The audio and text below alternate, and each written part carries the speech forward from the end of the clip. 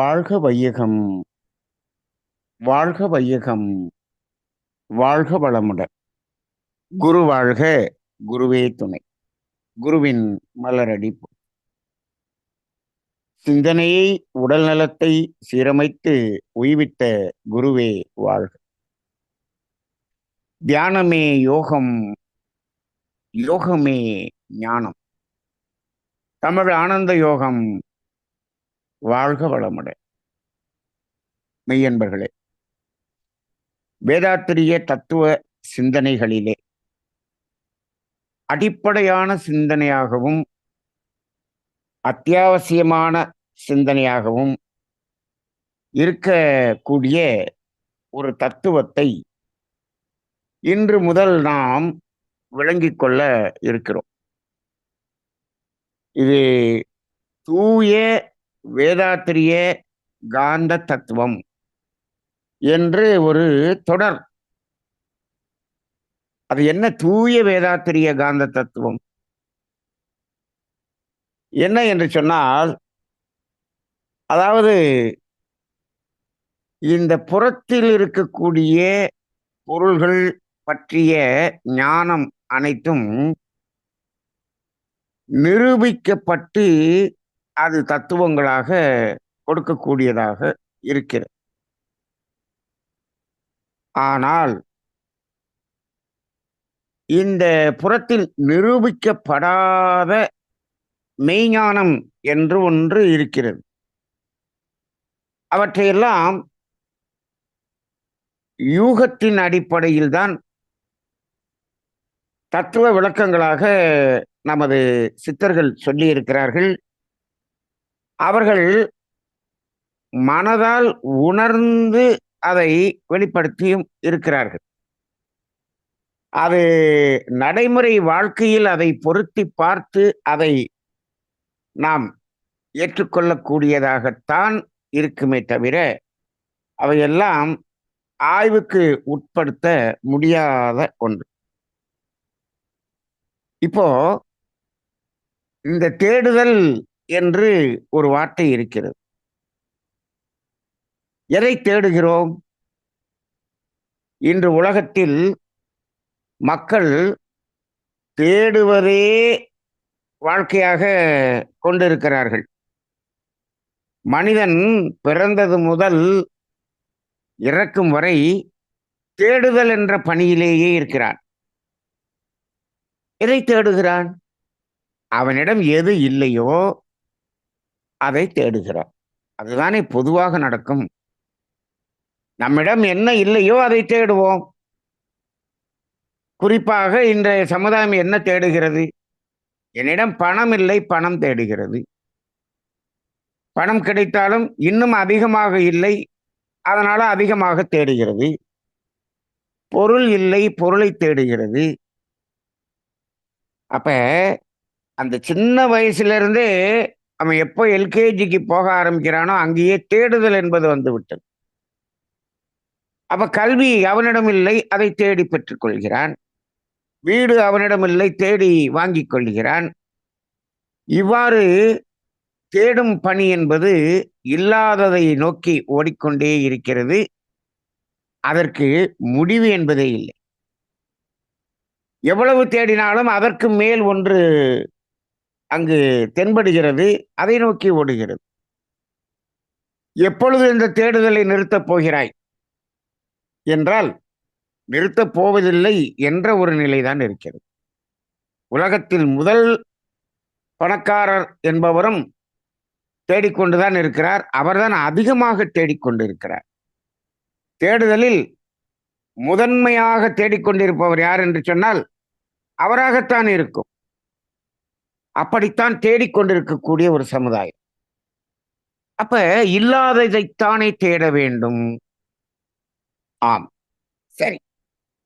இருப்பதை தேடுவது என்று ஏதாவது இருக்கிறதா என்று ஒரு சிந்தனை செய்து பாருங்கள். நம்மிடம் இருப்பது என்றால் அதை தேடுவோமா? ஆமா, அதை தொலைந்து விட்டால் தேடுவோம். அது எங்க வச்சோம்னு தெரியல அப்படின்னு சொன்னா தேடுவோம். இப்போ இப்போ வண்டியினுடைய சாவி இருக்கிறது, எங்கு இருக்கிறது என்று தெரியவில்லை, தேடுகிறோம். அப்ப அது மறைந்து, இந்த ஒரு பொருளே கூட மறைந்து இருக்கும்போது அதை தேடுகிறோம். ஆனால் அதில் உறுதியாக இருக்கிறது என்று நாம் மனதில் ஒரு மன உறுதியோடு தேடுகிறோம். சரி. இப்போ இதே போல இந்த பிரபஞ்சத்தில் இந்த உடலுக்குள்ளாக இந்த பிரபஞ்சத்தில் இருக்கக்கூடிய மெய்ஞான தத்துவங்கள், மெய்ஞானத்தின் வழியாக விளக்கப்பட்ட அந்த ஸ்தூலமாக நமக்கு தெரியாத ஒவ்வொன்றும் அது இருக்கிறது என்று நம்புகிறோம். அதை தேடும் பணிதான் ஆன்மீகம். அப்ப இல்லாததை தேடுபவன் விஞ்ஞானியாக இருக்கலாம், இருப்பதையே தேடுபவன் மெய்ஞானியாக இருக்கிறான். அப்ப ஆன்மீகம் என்பது என்ன? நம்மிடம் இருப்பதை தேடுவது. தேடி என்ன செய்ய வேண்டும்? தேடி உணர்ந்து கொள்வது. இதுதான் ஆன்மீகம். ஆன்மீகம் என்பது இருப்பதை தேடுவது. இப்போ இருப்பதை தேடி அதை உணர்ந்து அதை பெற்றுக்கொள்வது சுலபமா, இல்லாததை தேடுவது சுலபமா என்று கேட்டால், இன்றைய சமுதாயத்தில் அது கடினமாக இருந்தாலும் அந்த இல்லாததை தேடும் பணிதான் ஓடுகிறது. இப்போ ஏன்னு கேட்டோம்னா, இங்கு இருக்கிறது என்பது வெறும் நம்பிக்கை. இன்றைய கல்வி கற்றவர்கள் அதிகமான காரணத்தினால் இந்த நம்பிக்கை என்பதில் அவர்களுக்கு நம்பிக்கை இல்லை. அந்த நம்பிக்கை என்பது அது ஒரு காலத்தில் இருந்தது. எப்பொழுது இந்த புறக்கல்வி அதிகமாகி விட்டதோ அப்பொழுது அந்த நம்பிக்கை குறைந்து விட்டது. மகரிஷி அவர்கள் அதனாலதான் நம்பிக்கை விளக்கம் முழுமை பெறு என்று சொல்வார்கள். நம்பிக்கை இன்று எடுபடாது என்று சொல்வார்கள். அப்ப அந்த அடிப்படையிலே நம்முள்ளாக இருக்கக்கூடியதை தேடுவது என்பதுதான் ஆன்மீகம். அதுல வேதாத்ரி மகரிஷி அவர்கள் இந்த ஆன்மீக தேடுதலை எங்கு தொடங்குகிறார் என்று பார்த்தால், உடலுக்குள்ளாகத்தான் தொடங்குகிறார். உடலுக்குள்ளாக தொடங்கி இந்த இயற்கையில் விரிந்து, பிரபஞ்சம் முழுவதும் விரிந்து, பிரபஞ்ச எல்லை வரை விரிந்து செல்கிறார். வேதாத்திரிய தத்துவம் அப்படித்தான் விரிந்து செல்கிறது. அப்ப முதலில் உடலில் தேடுகிறார், தேடுதலை தொடங்குகிறார். எப்படி? இந்த உடலில் உடல் என்பது இருக்கிறது என்பது தெரிகிறது. இந்த விஞ்ஞானம் இந்த உடலில் எதை தேடுகிறது என்று சொன்னால், உடலில் உள்ள ஒவ்வொரு உறுப்புகளையும் தேடுகிறது. அந்த உறுப்புகளில் இருக்கக்கூடிய அந்த நரம்பு மண்டலங்கள், அது செல்கின்ற பாதைகள், அதையே இன்னும் தேடி அவர்கள் முழுமையாக கண்டு உணர முடியவில்லை. அந்த இருக்கக்கூடிய அந்த உடலையே பகுத்து பகுத்து ஆய்வு செய்து இந்த உடலில் உள்ள உறுப்புகளை அது தேடிக்கொண்டிருக்கிறது, அதை கற்றுக்கொண்டு இருக்கிறது. ஆனால் மகரிஷி அவர்கள் உடலுக்குள்ளாக எதை தேடினார் என்று கேட்டால், இந்த உடலாக இயங்கிக் கொண்டிருக்கிறது என்று சொன்னால் அது தானாக இயங்க முடியாதே. இந்த உடலை இயக்குவதற்கு ஏதாவது ஒரு ஆற்றல் என்று ஒன்று இருந்து ஆக வேண்டுமே.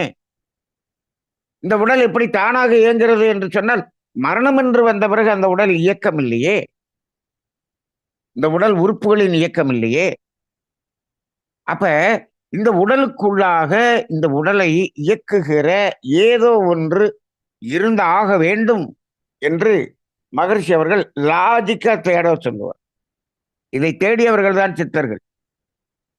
சித்தர்கள் உடம்பினுள் உருபொருள் கண்டவர்கள் தான் சித்தர்கள். இந்த ஆன்மீகத்திலேயே 2 பிரிவாக சொல்லுவோம். வேதாந்திகள், சித்தாந்திகள் என்று. வேதாந்திகள் என்பவர்கள் இந்த பிரபஞ்சத்தின் எல்லை வரை விரிந்து, இந்த பிரபஞ்சத்தின் எல்லையை கடந்து இந்த பிரபஞ்சத்தின் மூலம் எது என்று தேடுதலை செய்தவர்கள். ஆனால் சித்தர்கள் என்பவர்கள் இந்த உடலுக்குள்ளாக சென்று இந்த உடலுக்கு உள்ளாக இருக்கக்கூடிய மூலத்தை உணர்ந்தவர்கள். இரண்டும் ஒன்றுதான். நீங்கள் வெளியில் தேடி தேடி சென்றாலும், உள்ளே ஒடுங்கி ஒடுங்கி சென்றாலும் அடையக்கூடிய இடம் ஒரே இடம். அது சுத்தவெளி என்பது வேதாத்திரியம் தெரிந்தவர்களுக்கு தெரியும். அப்ப அந்த அடிப்படையில உடலுக்கு உள்ளாக உயிர் என்ற உருபொருளை கண்டவர்கள் சித்தவர்கள். அப்ப உடம்புல உயிர் இருக்குதுங்கிறது சாதாரணமாக நாம நடைமுறை வாழ்க்கையில் நம்புகிறோம். இப்ப ஒரு எம்பிபிஎஸ் எம்டி படிச்ச டாக்டர் உடம்புக்குள்ள உயிர் இருக்குன்னு தெரியாது. ஆனா அவரே வீட்டுல வந்த பிறகு என்ன சொல்லுவார்? உடம்பு உயிருங்கிறத சொல்லுவார். மக்கள் காலங்காலமாக உடம்புக்குள்ளாக உயிர் இருக்கிறது, உயிர் பெருகுகிறது என்று நம்புகிறார்கள். ஆனால் அந்த இருக்கக்கூடிய அந்த உயிரை தேடுவது என்பதுதான் ஆன்மீகத்தின் தொடக்கமாக இருக்கிறது. மகரிஷி அவர்களுடைய இந்த பயிற்சியின் தொடக்கமே என்ன என்று சொன்னால், உயிரை தேடும் பணி இங்கு தொடங்குகிறது. அதானே? வந்தோடனே முதல்ல உடற்பயிற்சி செய்ய சொல்லிட்டு அப்புறம் என்ன சொல்றார்? ஆக்கினை விளக்கம் என்று கொடுத்து ஆக்கினை தவம் கொடுக்கிறார். ஆக்கினை தவத்தில் என்ன சொல்றார்? மனம் உயிரை பார்க்கிறது. அதானே ஆக்கினை தவம். அப்ப உயிரை தேடும் பணிதான் முதலில் தொடங்குகிறது இந்த ஆன்மீகம். சரி, அப்ப இந்த உயிரை உணர்வது என்று சொல்லும்போது எது உணர்கிறது என்று சித்தர்கள் ஆராய்ச்சி செய்கிறார்கள். எது உணர்கிறது என்று தேடும் போது அங்கு மனம் என்ற ஒன்று வந்துவிட்டது. அப்ப உடலுக்குள்ளாக உயிர் என்று ஒன்று இருக்கிறது, மனம் என்று ஒன்று இருக்கிறது என்பது இருக்கிறது என்று தெரியும். ஆனால் அதை யாரும் பார்த்ததில்லை, அது நிரூபணம் செய்யப்படவில்லை. அப்படி இருக்கக்கூடியதை தேடுவதுதான் ஆன்மீகம். இல்லாததை தேடுவது என்பது புற வாழ்க்கை. இருப்பதை தேடுவது என்பது ஆன்மீகம், அக வாழ்க்கை என்று சொல்லலாம். இப்ப இருப்பதை தேடுவதற்கும் இல்லாததை தேடுவதற்கும் அடிப்படையான வித்தியாசம் என்ன என்று சிந்தனை செய்தால், இருப்பதை தேடும் போது அங்கு முழுமையாக அந்த தேடுதல் என்பது நிறைவு பெறும். தேடும் பணி முழுமையாக நிறைவு பெறும். ஆனால் இல்லாததை தேடுகிற இந்த புற வாழ்க்கையில் அது நிறைவு பெறவே பெறாது. தேடுதல் என்பது தேடுதலாகவே இருந்து கொண்டிருக்கும். அது மட்டுமல்ல, அந்த தேடுதல் அதிகமாகி அதிகமாகி பெற பெற வாழ்க்கையில் துன்பம் என்ற ஒரு நிகழ்வு அதிகரித்துக் கொண்டே இருக்கும். துன்பம் என்பதை அதிகமாக அனுபவம் செய்ய வேண்டிய ஒரு சூழ்நிலையும் வரும். அப்ப இந்த இடத்துல இந்த துன்பம் என்பது ஏன் வருகிறது என்பதே இன்று பல பேருக்கு தெரியாது. துன்பம் என்பது ஏதோ இயற்கையில் இருக்கிறது என்று நம்புகிறார்கள். இல்லாத ஒன்றை தேடுகிறார்கள் என்று சொன்னோம்லவா? இப்ப பாருங்க, புறத்தில் இருக்கக்கூடிய பொருள்களையும் பணத்தையும் தேடுகிறார்கள் என்று சொன்னோம். இல்லாததைத்தானே தேட முடியும் என்று. ஆம், இந்த உணர்வுகளிலே இல்லாதது எது என்று கேட்டால் துன்பம் என்பது இல்லாதது. அப்ப அதை தேடுகிறார்கள். அப்ப அது தேடித்தான் பெற வேண்டும். இது வேதாத்திரியத்தில் நாம் தமிழ் ஆனந்த யோகத்தில் ஒரு வித்தியாசமாக இந்த தத்துவத்தை பல முறை பேசியிருக்கிறோம். அப்ப இப்ப பொதுவாக இல்லாததை தேடுவது என்பது பணம், பொருள் என்று மட்டும், உறவுகள் என்றும் சேர்த்துக் கொள்ளலாம். அது மட்டும் என்று இல்லாமல் துன்பம் என்பதும் இல்லாதது. அப்ப அதை தேடித்தான் பெற முடியும் என்று தமிழ் ஆனந்த யோகம் அழுத்தமாக கூறுகிறது. இது வேதாத்திரியத்தில் ஒரு உச்சமான ஒரு சிந்தனை தத்துவம். எல்லோருக்கும் தெரிய வேண்டிய ஒரு தத்துவம். இந்த உலகத்தை மாற்றக்கூடிய தத்துவம். துன்பம் என்பது என்ன என்று தெரிந்து விட்டால் அப்பொழுதுதான் மனித வாழ்க்கை பலப்படும் என்பது பேருண்மை. ஆனால் அதை அனுபவபூர்வமாக அதை உணர்ந்து ஏற்றுக்கொள்ளும் போதுதான் அது அவர்களுக்கு மாற்றத்தை கொடுக்கும். சரி, அப்படி அப்ப இப்போ உடலுக்குள்ளாக உயிரை தேடினோம், மனதை தேடினோம். இந்த தேடுதல் இங்கிருந்து எங்க வரைக்கும் போகும்? அதுக்கப்புறம் பிரபஞ்சம் வரைக்கும் போகும். பிரபஞ்சம் வரைக்கும் போகும், விரிந்து செல்லும். சரி, இப்போ இந்த இரண்டை தேடினோம் அல்லவா? இப்ப மனதால் உணர்கிற உணர்வுகள் என்பதை அடுத்து தேடுகிறோம். எந்த உணர்வை தேடுகிறோம்? இது அகத்தில் தேடுகிறோம். இப்ப பாருங்க, இதையெல்லாம் இல்லை என்று சொல்லிக் கொண்டிருக்கிறோம். இப்ப வெளியில இருக்குது, அதை தேடி பெறப்போகிறோம் என்று சொல்லிக் கொண்டிருக்கிறார்களே, அதுல ஒன்னே ஒண்ணு மட்டும் தெரியாம தேடுறாங்க. துன்பம் என்பது இல்லை, ஆனால் தேடுகிறோம் என்று தெரியாமல் தேடுகிறார்கள். யாராவது துன்பத்தை போய் தேடுவாங்களா? நாங்க துன்பத்தை எல்லாம் தேடவே இல்லைங்க, நாங்க பணத்தை தான் தேடணும், பொருளைத்தான் தேடணும் என்று சொல்லுகிறார்கள். ஆமாம், நீங்கள் அதைத்தான் தேடினீர்கள். ஆனால் அங்க என்ன வந்து விட்டது உங்களுக்கு? அங்கே இல்லாத துன்பம் என்பது அங்க வந்து விட்டது. இல்லாததை பெற்றுக்கொண்டீர்கள், துன்பம் என்பதும் இல்லாதது பெற்றுக்கொள்ளுங்கள் என்று வருகிறது. ஆனால் மனிதன் என்ன சொல்கிறான்? என்னிடம் அமைதி இல்லை, என்னிடம் ஆரோக்கியம் இல்லை, என்னிடம் மகிழ்ச்சி இல்லை, என்னிடம் நிறைவு இல்லை, என்னிடம் ஆனந்தம் இல்லை, இவ்வாறு சொல்லிக் கொண்டிருக்கிறார்.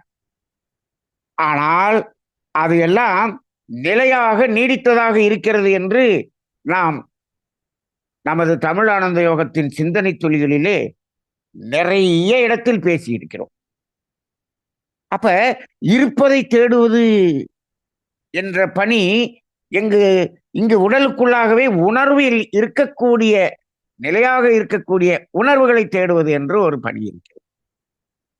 இவ்வாறு இதையெல்லாம் தேடும் பணியில் செல்லும் போதுதான் இந்த பிரபஞ்சம், இந்த பிரபஞ்சத்தின் தோற்றம், இந்த பிரபஞ்சத்தின் மூலம் என்பதை பற்றிய தேடுதல் என்பது வரைக்கும் செல்லுகிறது. அப்ப பிரபஞ்சத்துல தேடுறதுக்கும் இந்த உடலுக்குள்ளாக தேடுறதுக்கும் ஏதாவது வித்தியாசம் இருக்கான்னு கேட்டா ரெண்டும் ஒண்ணுதான். அண்டத்தில் உள்ளதுதான் பிண்டத்தில் என்பது சித்தர்களுடைய வாக்கு. அப்ப அந்த அடிப்படையிலே இந்த தேடுதல் என்பதனுடைய மூலம் எங்கு போய் நிற்கும் என்று சொன்னால் அது இந்த தூய காந்த தத்துவத்தில்தான் போய் அது நிலை பெறும். அந்த காந்தம் என்ற ஒன்றை உணர்ந்து கொள்ளும் போதுதான் இப்பொழுது நாம் இருந்து கொண்டிருக்கிறது என்று சொல்கிறோமே, அதையெல்லாம் உணர்ந்து கொள்ள முடியும். இந்த காந்த தத்துவம் தெரியாமல் உயிரை உணர்ந்து கொள்ள முடியாது. காந்த தத்துவம் தெரியாமல் மனதை உணர்ந்து கொள்ள முடியாது. காந்த தத்துவம் தெரியாமல் இந்த உடலுக்குள்ளாக, நம்முள்ளாக நிலையாக இந்த உணர்வுகள் எல்லாம் இருக்கிறது என்பதையும் உணர்ந்து கொள்ள முடியாது. நாம் இதெல்லாம் இல்லை என்று சொல்லுகிறோம், சொல்ல வேண்டிய ஒரு நிலை இருக்கும். அதே போல இந்த புறத்தில் இருக்கக்கூடிய எத்தனையோ இயக்கங்கள் அத்துணைக்கும் மூலமாக இருப்பது எது, எவ்வாறு இவையெல்லாம் இயங்கிக் கொண்டிருக்கிறது என்பதையும் இந்த காந்த தத்துவத்தின் மூலமாகத்தான் உணர்ந்து கொள்ள முடியும். அப்ப இந்த காந்த தத்துவம் என்பது எங்கெல்லாம் இது அந்த தத்துவம் ஒன்றி ஒடுங்கி அது செயல்படக்கூடியதாக இருக்கும் என்று சொன்னால், அந்த காந்த தத்துவம் இல்லாத செயல்பாடுகள் என்பதே இல்லை இந்த பிரபஞ்சத்தில் என்ற அளவுக்கு வந்துவிடும். அப்ப இந்த காந்த தத்துவம் என்பது ஒரு முழுமையான தத்துவம். இந்த தத்துவம் தெரிந்து கொண்டால் வாழ்க்கை ஒரு அற்புதமான ஒரு துன்பம் இல்லாத வாழ்க்கையாக இருக்கும். மற்றதெல்லாம் நம்ம சொல்ல வேண்டாம். நீங்க அன்பு நிறைந்ததாக இருக்கும், ஆரோக்கியமாக இருக்கும், நிறைவாக இருக்கும். இதெல்லாம் இதெல்லாம் அப்புறம் பேசிக்குவோம். இதுல எல்லாம் எது வேணும்? இதெல்லாம் வேணுமா? அதெல்லாம் வேண்டாம். துன்பம் வேண்டாம் ஐயா. இன்னைக்கு அதானே மனிதனுடைய தேடுதல். எங்க போனாலும் துன்பம் வேண்டாம் என்று. இப்ப எதுக்காக இந்த பணத்தை தேடுறீங்க? எதுக்காக பொருளை தேடுறீங்க? எதுக்காக இவ்வளவு கஷ்டப்பட்டு படிக்கிறீங்க? எதுக்காக இவ்வளவு டென்ஷன் அலையறீங்க? எதுக்காக ஒவ்வொரு பிசினஸ் பிசினஸ் பிசினஸ் பண்ணிக்கிட்டே இருக்கீங்க? எதுக்கு? அப்படின்னு கேட்டா என்ன சொல்றாங்க? துன்பம் இல்லாத வாழ்க்கையை வாழ்வதற்கு. ஓ, அப்படியா? ஆனால் என்ன ரிசல்ட்? இவ்வளவையும் தேடி என்ன ரிசல்ட்? வாழ்க்கை துன்பகரமாக இருக்கிறது. இதுதானே ரிசல்ட். இப்ப ஒரே ஒரு கேள்விக்கு மட்டும் வாங்க. துன்பம் இல்லாத வாழ்க்கை வாழ வேண்டும் என்று சொன்னால், இந்த அடிப்படை காந்த தத்துவம் தெளிவாக தெரிந்தால், நாம் துன்பம் இல்லாத வாழ்க்கையை வாழ்வதற்குரிய ஞானம் நமக்கு கிடைக்கும். படிப்படியாக துன்பம் இல்லாத வாழ்க்கையை வாழ்ந்து கொள்ளலாம். துன்பத்தை குறைத்துக் கொள்ளலாம். நிச்சயமாக முடியும். அதனாலதான் இந்த காந்த தத்துவத்தை மகரிஷி அவர்கள் விளக்கும்போது, எந்த ஒன்றை அறிந்திடில் இறைவன் முதல் உயிர் வரை எல்லாவற்றையும் உணர்த்துமோ அதுவே காந்தமாம் என்று ஒரு அற்புதமான ஒரு பாடல் வரியாக கொடுத்து விட்டார். இறைவன் முதல் உயிர் வரை. இப்ப நம்ம கொஞ்ச நேரத்துக்கு முன்னாடி பேசணும் இல்லையா? மகரிஷியினுடைய தேடுதல் எங்கு தொடங்குகிறது? உடலுக்குள்ளாக தொடங்குகிறது என்று தொடங்கினோமா? எதை தேடணும்? உடலுக்குள்ளாக உயிரை தேடுதல். அங்கிருந்து உயிரிலிருந்து மனதுக்கு போய், மனதிலிருந்து இயற்கைக்கு போய், இயற்கையிலிருந்து பிரபஞ்சத்துக்கு போய், பிரபஞ்சத்தின் எல்லைக்கு போய், பிரபஞ்சத்தின் எல்லையை கடந்து சுத்தவெளியாகி தெய்வம் வரைக்கும் நம்மளுடைய தேடுதல் செல்கிறது. இதான் அகநோக்கு பயணம். அந்த கடைசியில் என்ன இருக்கு? இறைவன். இங்கே என்ன இருக்கு? உயிர். மகரிஷியினுடைய அந்த வார்த்தையை பாருங்கள். இறைவன் முதல் உயிர் வரை எல்லாவற்றையும் உணர்த்துமோ அதுவே காந்தமாம். முந்தையோர்கள் அகத்தவத்தால் முற்றுணர்ந்த போதிலும். அப்ப பாருங்க, முந்தையோர்கள்னா சித்தர்கள், நமது முன்னோர்கள், ஞானியர்கள். அவர்கள் இந்த காந்தத்தை முற்றிலுமாக உணர்ந்த போதும் மொழிவதற்கு ஓமையின்றி முட்டி மோதி நின்றனர். இதை பாடலாக சொன்னார்கள், தத்துவமாக சொன்னார்கள். அதை விளங்கிக் கொள்ளக்கூடிய அளவில், பாமர மனிதன் விளங்கிக் கொள்ளக்கூடிய அளவில் அது சொல்ல தெரியவில்லை. சொல்லுவது அவர்களுக்கு புரியவும் இல்லை. இன்னொன்னு என்னன்னா, இன்னைக்கு விஞ்ஞானம் வளர்ந்து விட்ட காலம், விஞ்ஞானம் படித்து தெளிந்த இளைஞர்கள் இருக்கக்கூடிய காலம். அப்ப மகரிஷி என்ன சொல்றாரு? இந்த நாள் விஞ்ஞானமோ ஏற்றம் பெற்றதால் அதை இயங்கிடும் மின்சாரம் மூலம் எல்லோருக்கும் உணர்த்தலாம் என்று எழுதியிருக்கிறார். இயங்கிடும் மின்சாரம் மூலம் என்று சொல்லுகிறார். இப்ப நம்ம மின்சாரம் அப்படிங்கிறது தெரியும், கரண்ட்னு தெரியும். இந்த கரண்ட்டை வச்சு எவ்வளவு பயன்பாடுகள். இன்னைக்கு உலகத்துல கரண்ட்னு ஒண்ணு மட்டும் இல்லாம போச்சுன்னு வச்சுங்க, எதுவுமே செயல்படாது, எந்த செயல்பாடும் இருக்காது. அப்படிதானே? ஆமாம். சேட்டலைட்லாம் வேலை செய்யலைன்னா அந்த சேட்டலைட்டும் எதுல வேலை செய்யுது? அது அங்க சோலார் பவரை வச்சுதான் வேலை செய்யுது. அந்த கரண்ட்னு ஒண்ணு கண்டுபிடிச்சு அதன் மூலமாக எத்தனையோ விதமான விஞ்ஞான கருவிகளை கண்டுபிடித்துக் கொண்டிருக்கிறார்கள். எல்லாத்துக்குமே அடிப்படை கரண்ட். இந்த கரண்ட் மின்சாரம் என்று சொல்கிறோமே, எது மின்சாரம்? மின்சாரத்தின் அடிப்படை என்ன? அது ஒரு ஆற்றல். அந்த ஆற்றலின் மூலம் என்ன? இதெல்லாம் நமக்கு எதுக்கு தேவையா? கரண்ட் வருதா, பயன்படுத்தணுமா, கரண்ட் பில் கட்டணுமா, முன்னாடி 2000 கட்டினா இப்ப 5000 கட்டுறான், கட்டிட்டு போவோம். இப்போ அது மாதிரி தான் வாழ்ந்து கொண்டு இருக்கிறோம். ஆனால் எது இந்த மின்சாரம் என்பது எது தெரியல. காந்த தத்துவம் தெரியும் போது இந்த மின்சாரம் என்பதை நாம் உணர்ந்து கொள்ள முடியும். சரி, இந்த இதுதான் மின்சாரமா? ஒருத்தர் என்ன பண்றாரு, பல்ப கையில வச்சுட்டு இருக்காரு. பல்ப கையில வச்சுக்கிட்டு இருக்காரு. கையில பிடிச்சிட்டு என்ன பண்றாரு, பல்பை எரிய வைக்கிறாரு. என்னது அது, கரண்ட் வயரும் இல்ல, ஒண்ணும் இல்ல, வயர் கனெக்ஷனை கொடுக்கல, இந்த பல்பு எப்படி எரியுது? இது எரிய வைக்கிறாரே, அப்ப இது எப்படி எரியுது? அதெல்லாம் ஒரு அற்புதம் என்று இது எல்லாத்தையும் மேஜிக் மாதிரி நம்ம நினைச்சுக்கிறோம். அப்ப இப்ப விஞ்ஞானம் அந்த மின்சாரம் என்று சொல்லிவிட்டது. இந்த மின்சாரம் என்ன பண்ணுகிறது? ஒரு இயந்திரத்தை இயக்குகிறது. அந்த மின்சாரத்துல கனெக்ஷன் கொடுத்தோம்னா அது இயங்குகிறது. சரி, இப்ப முன்னாடி எல்லாம் நம்ம கைகளால் இயக்கினோம். கைகளால் இயக்கினோம் என்று சொன்னால் கை இயக்குதா? அங்கேயும் கைகளால் இயக்குகிறோம் என்றுதான் நல்லா நம்பிக்கொண்டு இருக்கிறோம். அந்த கைக்குள்ள இருக்கக்கூடிய ஆற்றலை வைத்து இயக்குகிறோம். இந்த ஆற்றல் என்ன ஆற்றல் தெரியாது. கையில இயக்கினால் இயங்கும் என்று இருந்தது. இப்ப அத கரண்ட்ல நம்ம என்ன பண்ணிட்டோம், இயக்க ஆரம்பிச்சிட்டோம். முன்னாடி எல்லாம் ஆட்டுங்கல்ல நம்ம கையால சுத்தணும் இல்லையா? இப்ப கிரைண்டர் அதுவா சுத்துது, மின்சாரத்தின் மூலமா சுத்து. அப்ப மின்சாரத்தை கொடுத்தால் இயந்திரம் இயங்குகிறது, இயங்கிக் கொண்டே இருக்கிறது. கரண்ட் நின்னு போச்சுன்னா நின்னு போகுது. சரி, இப்போ நம்ம உடம்புக்குள்ளாக அந்த இருதயத்துக்கும் நுரையீரலுக்கும் கல்லீரலுக்கும் மண்ணீரலுக்கும் சிறுநீரகத்துக்கும் எந்த வயர் கனெக்ஷன்ல கரண்ட் கொடுத்துருக்குறோம்? அந்த இருதயம் இயங்குகிறதே, நுரையீரல் விரிந்து சுருங்குகிறதே, எப்படி கரண்ட் இல்லாம இப்படி இயங்குகிறது? அதுக்கு கரண்ட் எங்க இருந்து வந்துச்சு?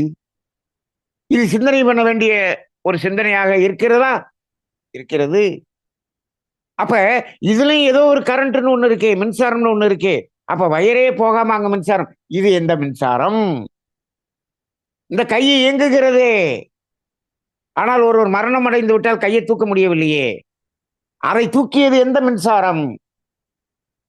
இப்படி இந்த ஆற்றல் எல்லாம் ஒவ்வொன்றையும் ஆய்வு செய்து பார்த்தால்தான் நமது அத்துணைக்கும் அடிப்படையாக இருக்கக்கூடிய அந்த காந்தம் என்ற தத்துவம் நமக்கு பிடிபடும்.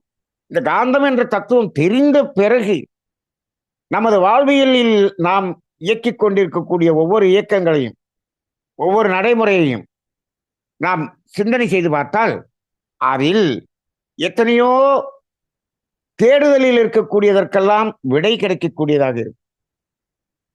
இந்த காந்த தத்துவத்தை அடிப்படையாக கொண்டு மருத்துவத்தை சிந்தனை செய்து பார்த்தால் அதில் முழுமையான மருத்துவம் என்பது நமக்கு உணர்ந்து கொள்ள முடியும்.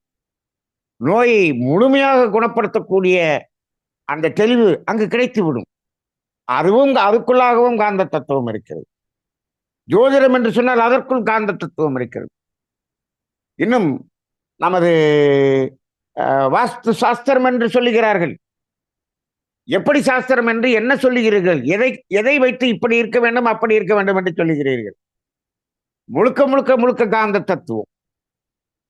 நமது வாழ்க்கையில் ஒவ்வொன்றையும் நாம் எங்கெல்லாம் நடைமுறையில் நாம் அனுபவமாக பார்த்து கொண்டிருக்கிறோமோ, எதெல்லாம் இயங்கிக் கொண்டிருக்கிறதோ, எதெல்லாம் இயக்கிக் கொண்டிருக்கிறோமோ அத்துணையும் இந்த காந்த தத்துவத்தின் அடிப்படையில் தான் இயங்கிக் கொண்டிருக்கிறது.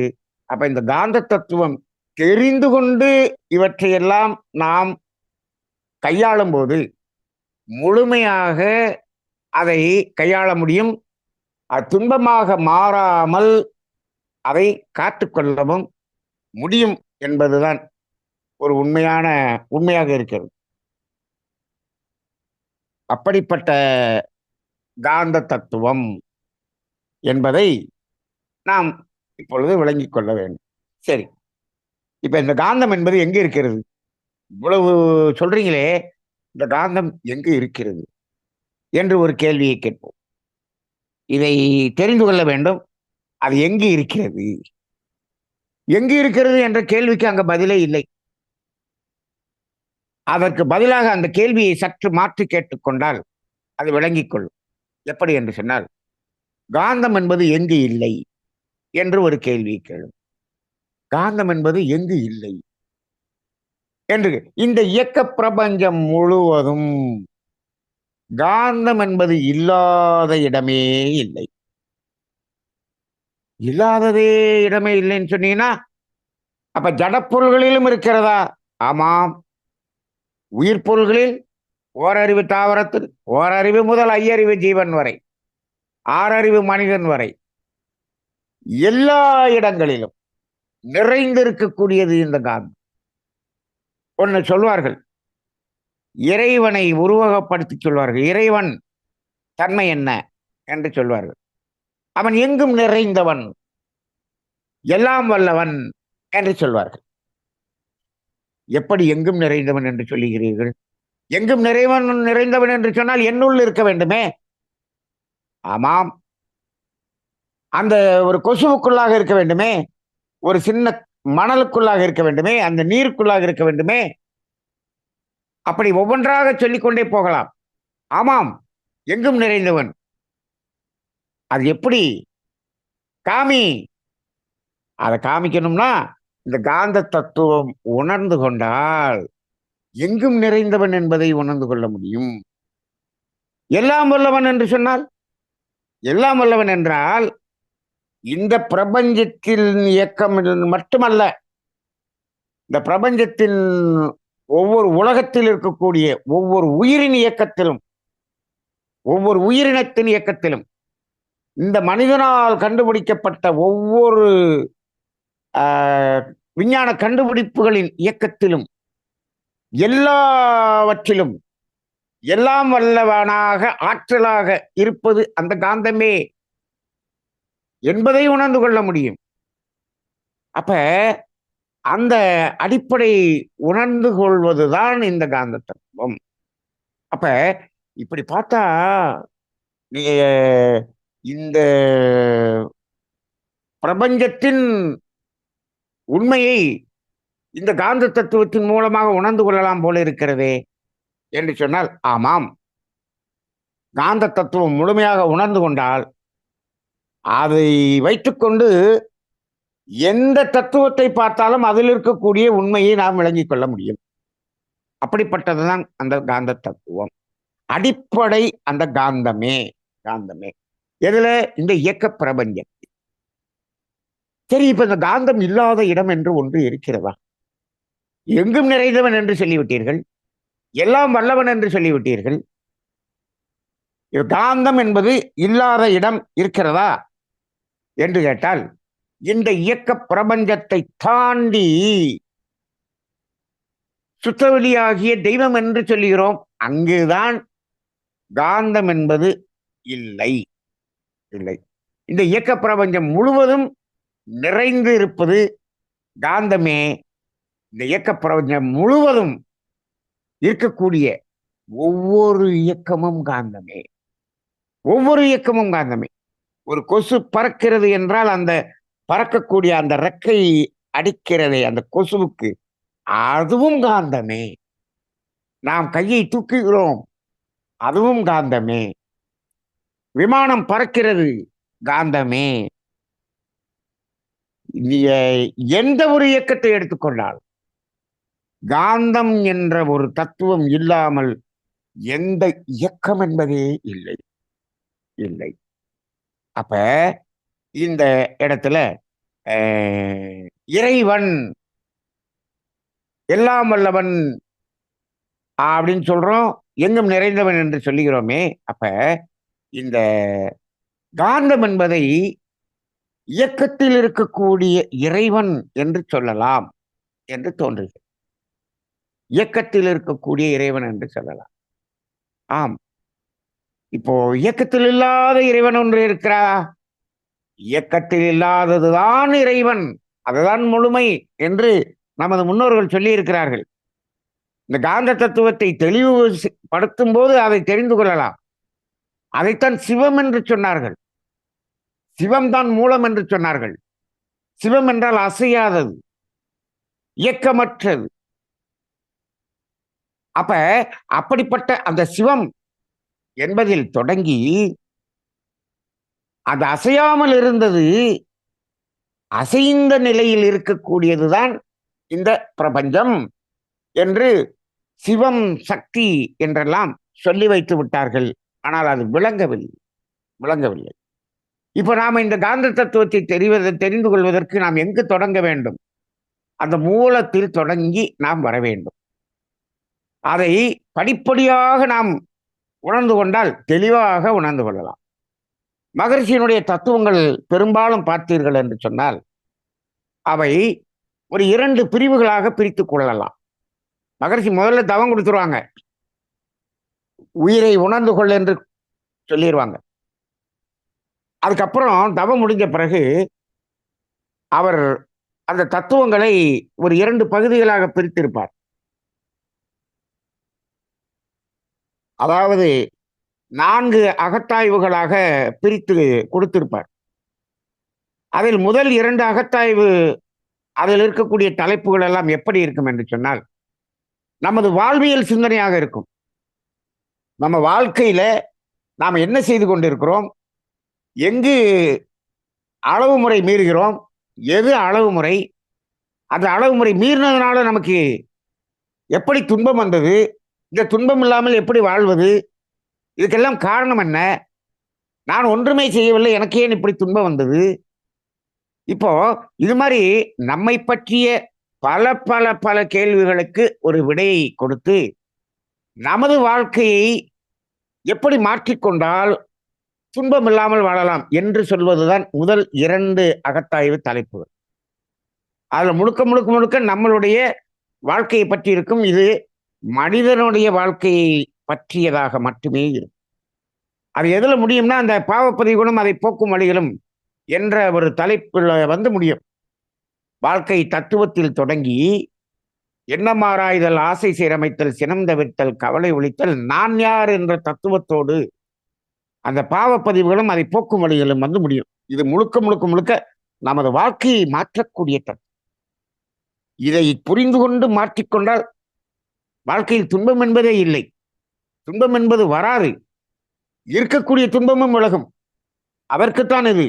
ஆனால் இன்றைய பயிற்சியாளர்கள் பயிற்சியை மட்டும் எடுத்துக்கொள்கிறார்களே தவிர அந்த பயிற்சியை செயல் மாற்றமாக அவர்கள் வாழ்க்கையில் பயன்பாடு செய்யவில்லை. இதுதான் வேதாத்திரியம் இங்கு இன்னைக்கு ஃபெயிலியர் ஆனது காரணம் என்னன்னா, அதை தொடர்ந்து பயிற்சியாக மாற்றி செயல் மாற்றத்துக்கு கொண்டு வரக்கூடிய அளவுக்கு அதை கொடுக்கவில்லை.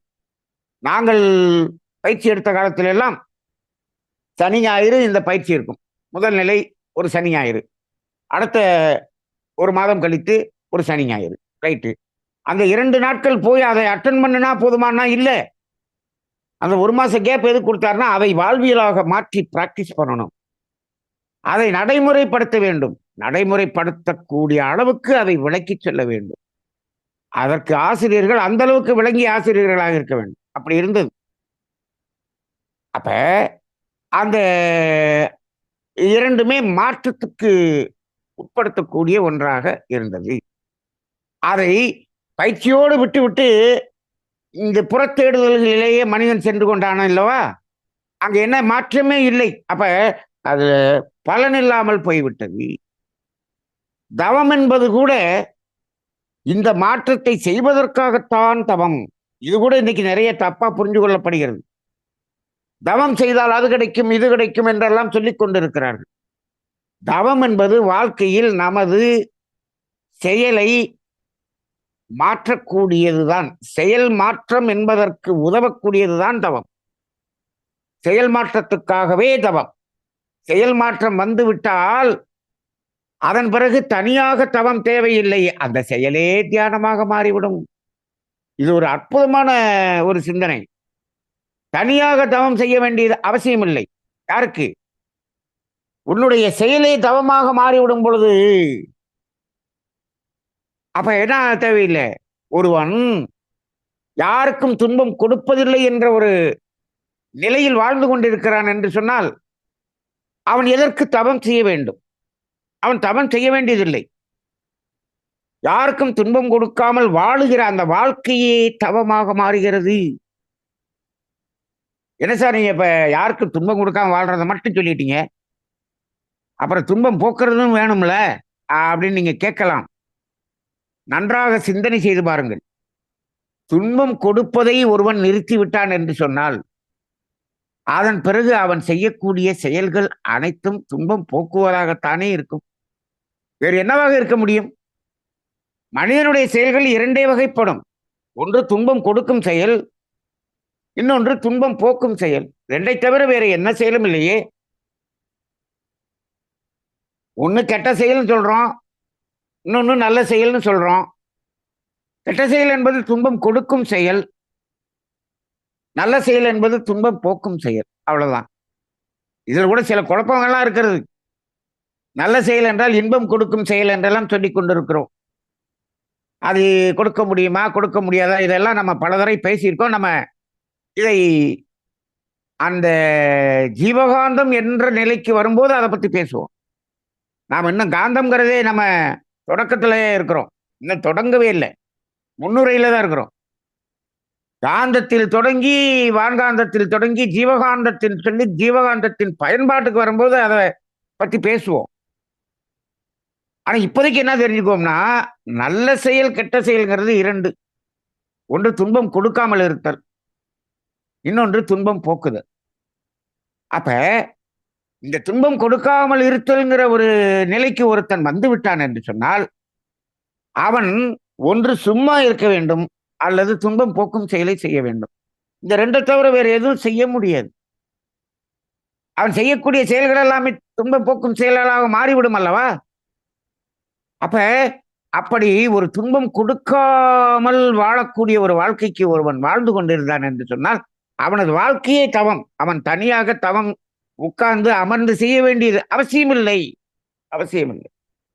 இப்பொழுதெல்லாம் உட்கார்ந்து தவம் ஆழ்ந்து செய்கிறார்கள், ஆனால் துன்பம் கொடுக்கும் செயலை செய்து கொண்டிருக்கிறார்கள். இதுக்கு என்ன சொல்றது?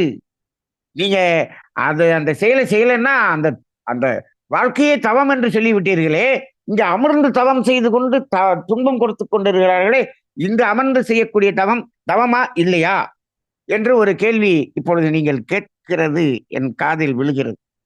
ஆமாம், ஒருவர் உட்கார்ந்து 1 மணி நேரம் தியானம் செய்துவிட்டு அப்புறம் துன்பம் கொடுக்கும் செயலை செய்கிறார் என்று சொன்னால் 1 மணி நேரம் அவர் தியானம் செய்யவில்லை, உறுதியாக சொல்லலாம், உறுதியாக சொல்லலாம்.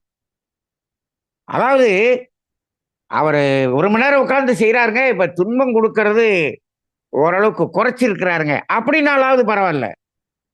அவர் எதையுமே குறைக்கலங்க, ஆனா தியானம் மட்டும் செய்யறாருன்னா அவர் தியானமே செய்யவில்லை.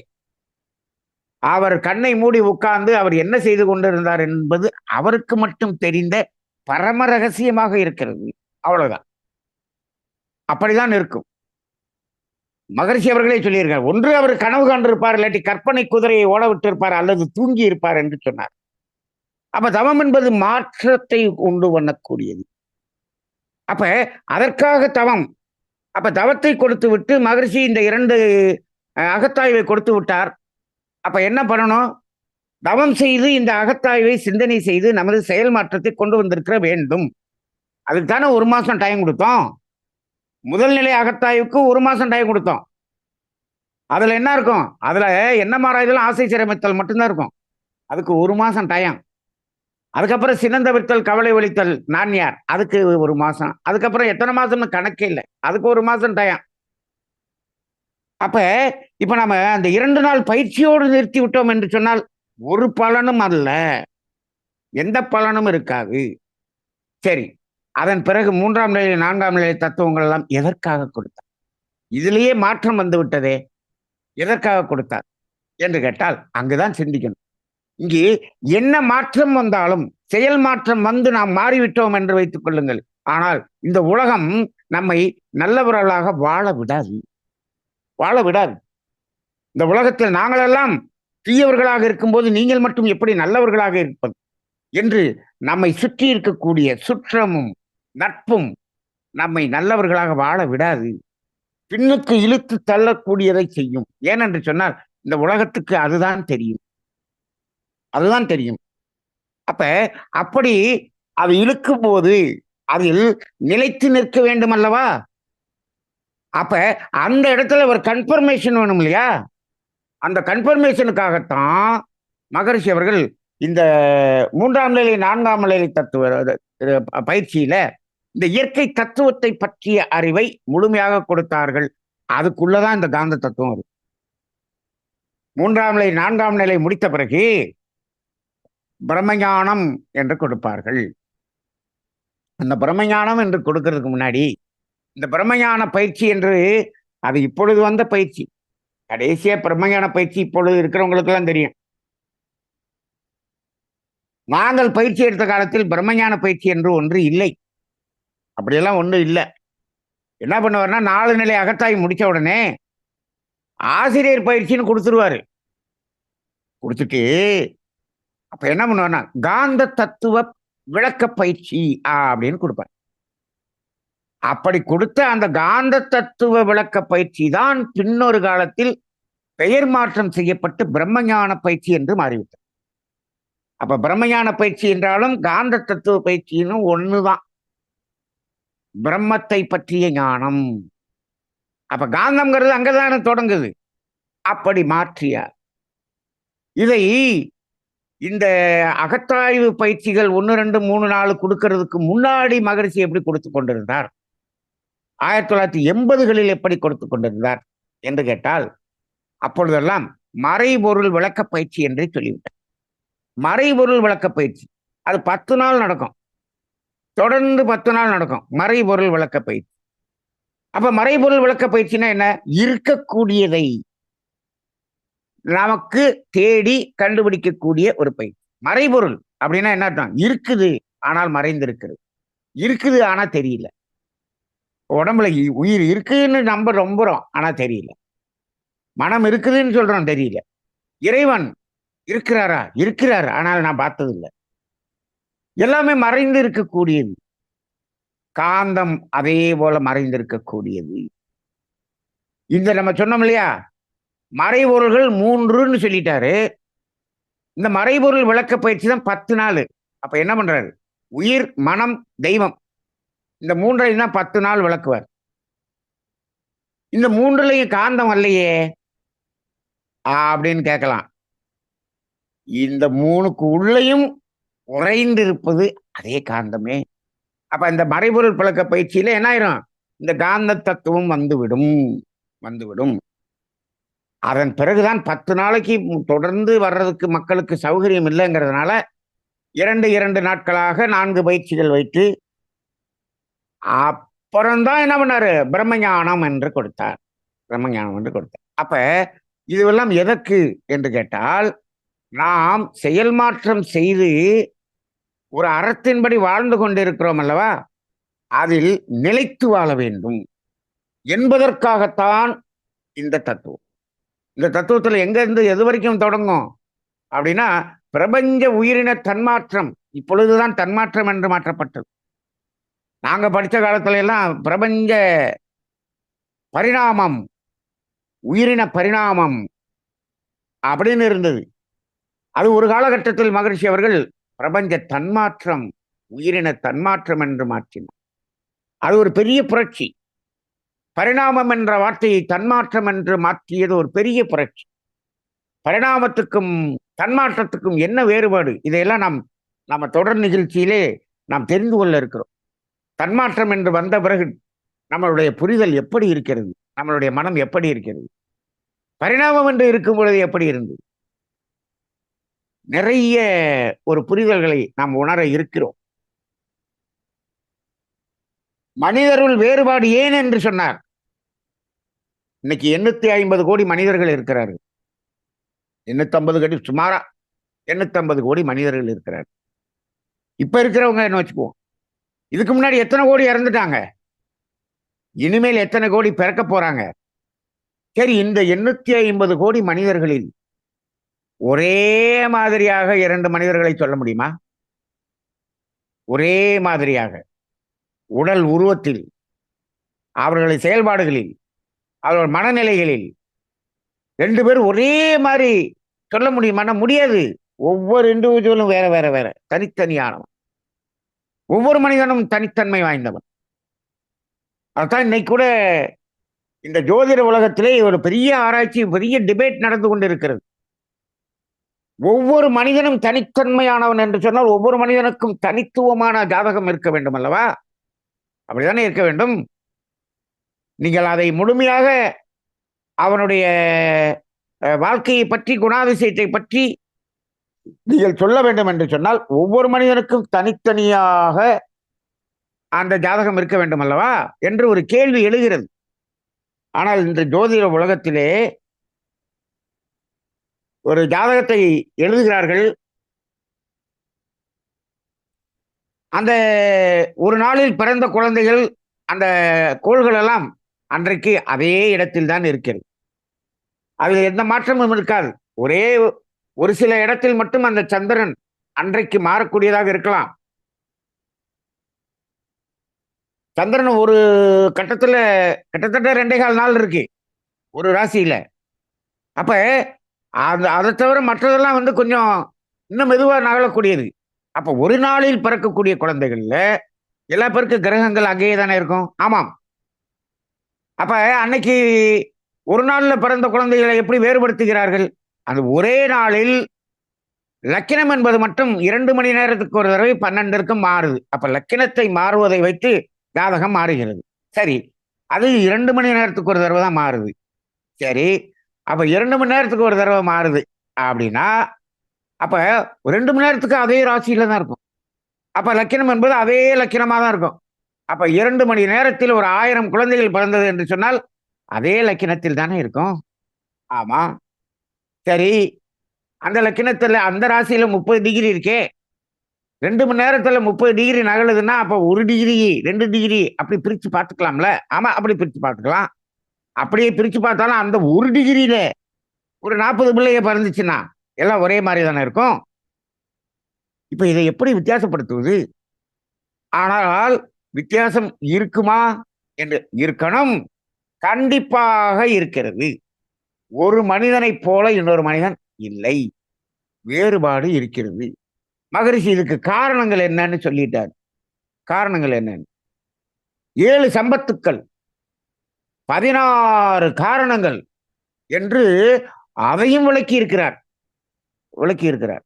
7 சம்பத்துக்கள்ல அதுல ஒண்ணு எடுத்து இந்த 16 வகையாக பார்க்கணும். அந்த அப்ப ஒன்ன வந்து 16 வகையா பார்த்தோம்னா 7 × 16 அத்தனை இடத்துல ஏதோ ஒரு இடத்தில் அந்த வித்தியாசம் அங்கு இருக்கும். எவ்வளவு ஆராய்ச்சி பண்ணியிருக்காரு பாருங்க. மனிதனில் வேறுபாடு ஏன்? அப்ப பிரபஞ்ச தன்மாற்றம், உயிரின தன்மாற்றம் இப்படியெல்லாம் சொல்லி அதன் பிறகு அதற்குள்ளாக இந்த செயல் விளைவு தத்துவம், வினை விளைவு தத்துவம், அப்ப இந்த மாதிரி ஒவ்வொன்றையும் எடுத்து சொல்லி கடைசியில பிறப்புக்கு முன் உயிரின் நிலை, இறப்புக்கு பின் உயிரின் நிலை, இந்த தத்துவங்கள் எல்லாமே நமது வாழ்க்கைக்கு உதவக்கூடியதல்ல. நம் வாழ்க்கையில் நாம் மாற்றி செயல் மாற்றம் செய்து அறத்தின்படி வாழ்ந்து கொண்டிருக்கிறோமே, அதில் உறுதியாக அதை நாம் கன்ஃபார்ம் பண்ணி மனதில் முழுமையாக ஏற்றுக்கொண்டு வாழ்வதற்காக, இதுக்காகத்தான் இந்த தத்துவம். அப்ப இந்த தத்துவம் என்ன சொல்லுகிறது? இந்த வாழ்க்கை பற்றிய அறத்தின் அடிப்படையில் வாழ்வதற்கு உரிய உண்மை விளக்கங்களை கூறுகிறது. நாம் அதனாலதான் இப்ப இன்னைக்கு தமிழானந்த யோகத்துல அடிக்கடி நம்ம சொல்லிக்கிட்டு இருக்கோம். என்ன சொல்லிட்டு இருக்கோம்? காந்த தத்துவம், அலையக்க தத்துவம், செயல் விளைவு தத்துவம், கர்ம வினை தத்துவம். இந்த 4 தத்துவங்கள் தெளிவாக இருந்தால் வாழ்க்கை தத்துவம் தெளிவாக இருக்கும். அப்படி இல்லைன்னா வாழ்க்கை தத்துவத்தை 12 மனப்பாடம் பண்ணி எழுதிட்டு போயிடலாம். இந்த 4ம் ரொம்ப முக்கியம். காந்தம் என்று தோன்றிய விட்ட போது அங்கு இயக்கம் என்று வந்து விடுகிறது, அங்கு அலை என்று வந்து விடுகிறது. எல்லாம் அலைமயம். இந்த இயக்க பிரபஞ்சத்தில் எல்லாம் அலைமயம். இப்ப நான் பேசுறேன், நான் மதுரையில் உட்கார்ந்து பேசுறேன், இது எங்க வரைக்கும் கேட்குது? கொழும்பு வரைக்கும் கேட்குது, லண்டன் வரைக்கும் கேட்குது, கனடாவில் இருக்கவங்க கேட்கிறாங்க, எல்லா நாட்டில் இருக்கவங்களுக்கும் இதை கேட்க முடிகிறது. எப்படி கேட்கிறது? அலை இயக்கம். அலை இயக்கம். எங்கேயோ நடக்கிற படம் இங்க டிவியில தெரியுது, அலை இயக்கம்.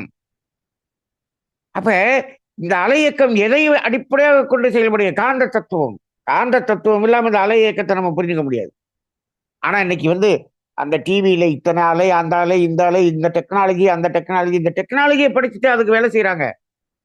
அதன் பயன்பாட்டில் வேலை செய்கிறார்கள். அதன் பயன்பாட்டில் வேலை செய்யக்கூடியதுக்கு அவங்க பிஇ படிச்சுட்டு, எம்இ படிச்சுட்டு இதெல்லாம் வேலை செய்யறாங்க. ஆனா அவங்களுக்கு என்ன தெரியாது? இசிஇ படிச்சுட்டோம், ட்ரிபிள் இ படிச்சுட்டோம். ஆனா காந்தம் என்பது தெரியவில்லை. அப்ப என்ன நீங்க அதோட அப்ளிகேஷனை மட்டும் பண்றீங்க. ஆனால் அதனுடைய மூலம் தெரியவில்லை. மூலம் தெரியவில்லை. அதே போலதான் மருத்துவம் படித்து விட்டோம். ஆனால் மூலம் தெரியவில்லை. காந்தம் தெரியவில்லை. காந்தம் தெரியாமல் மருத்துவம் செய்தால் அது மருத்துவம் முழுமையாகாது. முழுமையாகாது. அப்ப அந்த அடிப்படையில இது எல்லாத்தையும் கன்ஃபார்ம் பண்றதுக்காக கொடுத்த தத்துவங்கள் தான் அந்த 2ஆம் நிலை, 3ஆம் நிலை, 4ஆம் நிலையில எல்லாம் கொடுத்து பிரம்ம ஞானம் வரைக்கும் கொடுத்தார். அப்ப அப்படிப்பட்ட அந்த தத்துவம் தான் இந்த காந்த தத்துவம். இது இந்த காந்த தத்துவம் இல்லாத நிகழ்வு கிடையாது. நான் சொல்லுவேன், வாழ்க்கையில எந்த கேள்வி வந்தாலும், எது சார்ந்த கேள்வி வந்தாலும் நம்ம சொல்றது உண்டு. நம்ம தத்துவ விளக்கங்கள் சொல்லிக் கொண்டிருக்கும் போது என்ன கேள்வி வேணாலும் கேளுங்கள் என்று ஒரு தைரியமாக சொல்லுவோம். அந்த பயிற்சி முடிந்த பிறகு கேள்வி பதில் செஷன், என்ன கேள்வி வேணாலும் கேளுங்கன்னு சொல்லுவோம். எப்படி என்ன கேள்வி வேணாலும் கேளுங்கன்னு எப்படி இவ்வளவு தைரியமா சொல்ல முடியுது? நாம என்ன எல்லா துறையும் படிச்சுட்டு வந்துட்டோமா? மருத்துவ துறை ஒண்ணு இருக்கு, என்ஜினியரிங்னு ஒரு துறை இருக்கு, ஒவ்வொரு துறை இருக்கு, மின்சாரத்துறை, எத்தனையோ துறை இருக்கிறது, எத்தனையோ செயல்கள் இருக்கிறது, எத்தனையோ செயல்பாடுகள் இருக்கிறது. எதை வேணாலும் கேளுங்க அப்படின்னு சொல்லி நம்ம பதில் சொல்ல முடிகிறது என்று சொன்னால், எப்படி சொல்ல முடிகிறது என்று சொன்னால், எந்த கேள்வியாக இருந்தாலும் அதை காந்த தத்துவம் என்ற அந்த தத்துவத்துக்குள்ளாக போட்டு, நான் சொல்லுவேன், காந்த தத்துவம்ங்கிற ஒரு டப்பா, அதுக்குள்ள அந்த கேள்வியை போட்டு குலுக்கணும்னா அதுல இருந்து பதில் வந்துடும். அதுதான் உண்மையான பதிலாக இருக்கும், நிலையான பதிலாகவும் இருக்கும் அப்படின்னு சொல்லுவேன். அப்ப அப்படிதான் பதில் சொல்றோம். காந்த தத்துவத்தை அடிப்படையாக வைத்துத்தான் பதில் சொல்கிறோம். வாழ்க்கையில எனக்கு இப்படி நடக்குதுங்க, அதுக்கும் காந்த தத்துவம் தான். ஏன் இப்படி எனக்கு குழந்தை பிறகு, அதுவும் காந்த தத்துவம் தான். ஒவ்வொரு நிகழ்வும் காந்த தத்துவத்தின் அடிப்படையில் தான் நிகழ்கிறது. ஏன் இப்படி இயற்கை சீற்றம் வருகிறது? காந்த தத்துவம். எல்லாமே காந்த. பூகம்பம் ஏன் வருகிறது? காந்த தத்துவம்.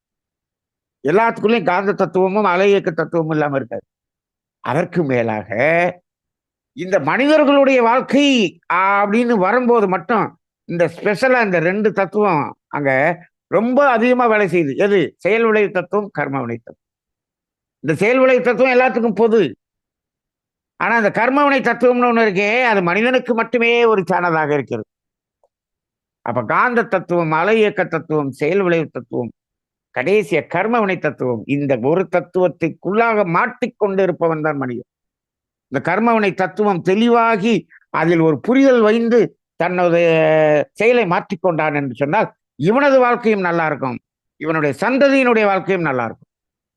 இன்னைக்கு நம்ம ஏன் இந்த காந்த தத்துவத்தை நம்ம எடுத்து பேச இருக்கணும்? தூய காந்த தத்துவம்னு ஏன் போட்டோம் அப்படின்னு சொன்னோம்னா, அந்த காந்த தத்துவத்தை மகரிஷி எப்படி விளங்கி கொண்டாரோ அது மாதிரி விளங்கிக் கொள்ள வேண்டும். இதில் எந்த கேள்வியும் இல்லாமல் விளங்கிக் கொள்ள வேண்டும்.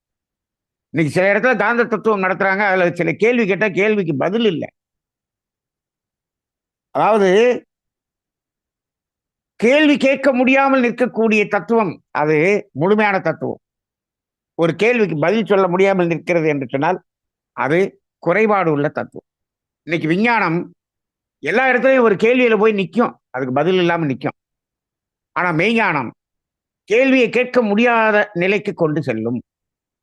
அப்படிப்பட்டது இந்த அதனாலதான் இதை தூய காந்த தத்துவம் என்று சொல்லுகிறோம். அப்ப அப்படிப்பட்ட அந்த காந்த தத்துவத்தை நாம் விளங்கிக் கொண்டால்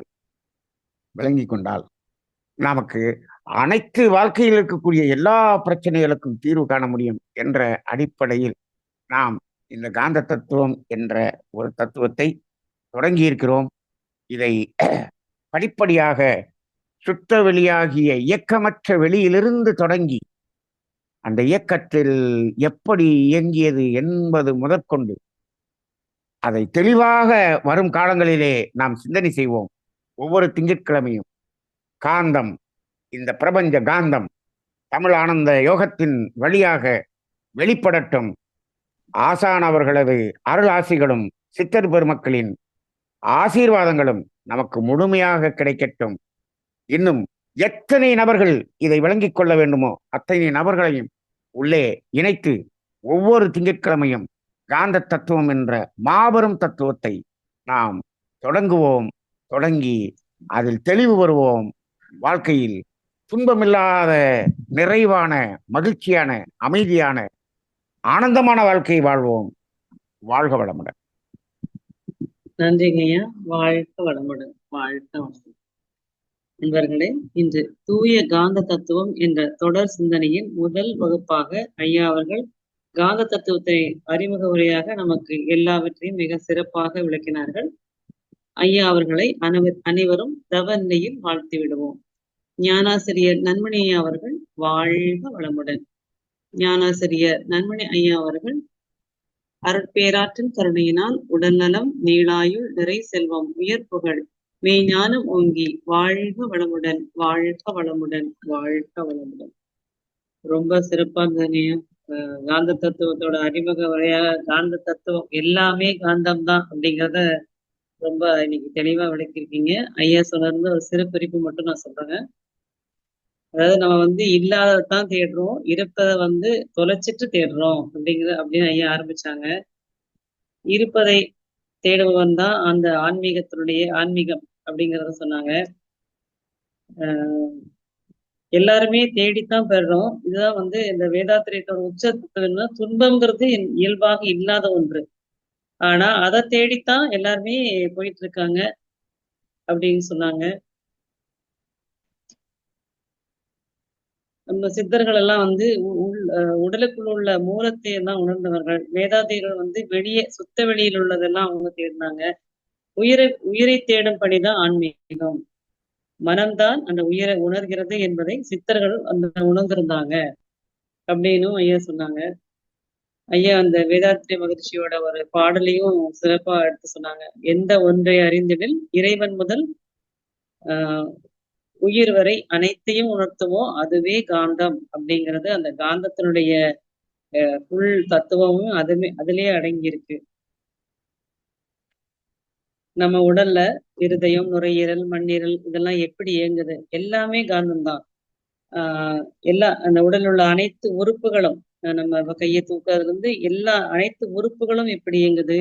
ஜோதிடம், வாஸ்து சாஸ்திரம் இப்படி அனைத்துமே ஆராய்ந்து பார்த்தோம்னா அந்த காந்த தத்துவம் தான் அதுல விளங்கும். ஏன்னா அப்படிப்பட்ட அந்த காந்த தத்துவத்தை நாம தெரிஞ்சுக்கிட்டு நம்ம செயல்பட்டோம்னா துன்பம் அற்ற ஒரு வாழ்க்கையை வாழ முடியும் அப்படிங்கிறதுக்கு ஐயா இன்னைக்கு ஷூரிட்டி கொடுத்துருக்காங்க. நம்ம தொடர்ந்து ஐயாவோட பயணித்து அந்த காந்த தத்துவத்தை மிக சிறப்பாக உணர்ந்து மற்றவர்களுக்கும் உணர்த்துவோம். ஏன்னா காந்தம் இல்லாத இடமே இல்லை. அந்த உயிர் பொருட்களானாலும் சரி, ஜட பொருட்கள்லையும் அந்த காந்தம் தான் எங்கும் நிறைந்ததாகவும் எல்லாம் வல்லதாகவும் இருப்பதுதான் அந்த காந்தம் அப்படின்னும் ஐயா சிறப்பா அது நிறைய உதாரணங்களோட விளக்குனாங்க. சுத்த வெளியில மட்டும்தான் அந்த காந்தம்ங்கிறது இல்லை, மற்றபடி இயக்க பிரபஞ்சம் முழுவதுமே அந்த காந்தம் தான் அப்படிங்கிற சொன்னாங்க. அதே போல மகரிஷி எதற்காக தவம், அகத்தாய்வெல்லாம் கொடுத்தாங்க? நம்மளுடைய வாழ்க்கையில செயல் மாற்றம் வருவதற்காக தான் அதெல்லாம் கொடுத்தாங்க. ஆனா எல்லாரும் பயிற்சி செய்யாதனாலதான் இவ்வளவு துன்பத்துக்கு ஆளாகிறோம். அந்த 3வது 4வது அகத்தாய்வெல்லாம் பழக்கத்திலிருந்து விளக்கத்திற்கு நிலைத்து வாழ்வதற்காக. அதுக்கப்புறம் பிரம்ம ஞானத்தையும் கொடுத்தாங்க. ஒருத்தன் துன்பமே கொடுக்காம இருக்கான்னா சும்மா இருக்கான், அவன் துன்பம் போக்கும் செயலைத்தான் செய்கிறான் அப்படிங்கிறதையும் ஐயா சொன்னாங்க. அதே மாதிரி எல்லாத்துலயுமே செயல் விளைவு தத்துவம், வினை விளைவு தத்துவம், அலையக தத்துவம், காந்த தத்துவம் இப்படி எல்லாமே அது உணரணும் நம்ம அப்படிங்கிறதையும் ஐயா ரொம்ப சிறப்பா எல்லா விஷயத்திலுமே இருக்கு. அந்த மனிதர்கள் வேறுபாடு எந்த ஒரு விஷயத்தை எடுத்தாலும் அதைய உள்ளுக்குள்ள நம்ம போய் பார்த்தோம்னா அதுல இருக்கிறது காந்த தத்துவம் தான் அப்படின்னு இன்று சிறப்பாக ஐயா அவர்கள் தொடங்கி இருக்கிறார்கள். நாம் அனைவரும் ஐயா அவருடைய இந்த தொடர் சிந்தனையில் பங்கு கொண்டு நாம் அந்த காந்த தத்துவத்தை உணர்ந்து நம்ம அன்றாட வாழ்வில் அதை பொருத்தி பார்த்து மற்றவர்களுக்கும் அதை எடுத்து சொல்லுவோம். வாழ்க வளமுடன், வாழ்க வளமுடன். சில முக்கிய அறிவிப்புகள், அதனை தொடர்ந்து கேள்வி பதில் நிகழ்வுங்க. நண்பர்களே, தினமும் காலை 5 மணிக்கும் மாலை வார நாட்களில் காலை 5 மணிக்கு ஓம்கார தவமும், அதனைத் தொடர்ந்து சிந்தனை துளிகளும் ஞானாசிரியர் நன்மணி ஐயா அவர்களால் வழங்கப்படும். வெள்ளிக்கிழமை காலை கருமைய சாந்தி தவமும், சனிக்கிழமை காலை ஆரோக்கிய தவமும் நடைபெறும். நாளை மாலை தவத்தினை தொடர்ந்து புத்தக கலந்தாய்வு, குழந்தை பிறப்பில் உள்ள ரகசியங்கள் என்ற தலைப்பில் மோகன் ஐயா அவர்கள் தன்னுடைய சிந்தனை உரையை அளிக்க உள்ளார்கள். புதன் மாலை தவத்தினை தொடர்ந்து மண்ணிரலின் மகத்துவம் என்ற தலைப்பில் ஹீலர் மகேஷ்குமார் ஐயா அவர்களின் சிந்தனை உரை உள்ளது. வியாழக்கிழமை மாலை தவத்தினை தொடர்ந்து அருள்நிதி சோமசுந்தரம் ஐயா அவர்களின் சமயங்களின் ஒப்பியல் என்ற தலைப்பில் சிந்தனை உரை உள்ளது. வெள்ளிக்கிழமை மாலை ஜோதிட ஞானம் 38வது நாள் ஜோதிட ஆச்சாரியா நன்மணி ஐயா அவர்கள் வழங்க உள்ளார்கள். சனி மற்றும் ஞாயிறு மாலை நிகழ்வுகள் எதுவும் நடைபெறாது.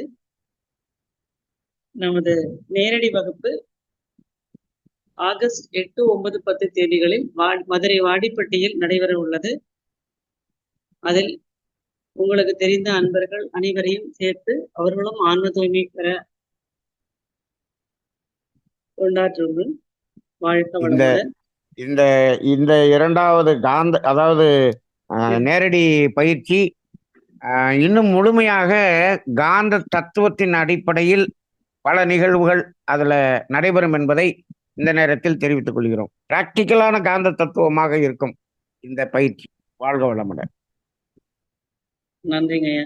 காந்த தத்துவத்தினுடைய பிராக்டிக்கல் வகுப்புன்னு ஐயாவே சொல்லிட்டாங்க. கண்டிப்பா இதுல நிறைய நமக்கு தேவையானதெல்லாம் இருக்கும். நீங்களும் பயனடைந்து மற்றவர்களுக்கும் இந்த செய்தியை அவர்களுக்கு தெரியப்படுத்தி அவர்களையும் பயனடைய செய்யலாம். வாழ்க வளமுடன். கேள்வி எடுத்து வருமானதை அட்ரஸ் பண்ணலாங்க.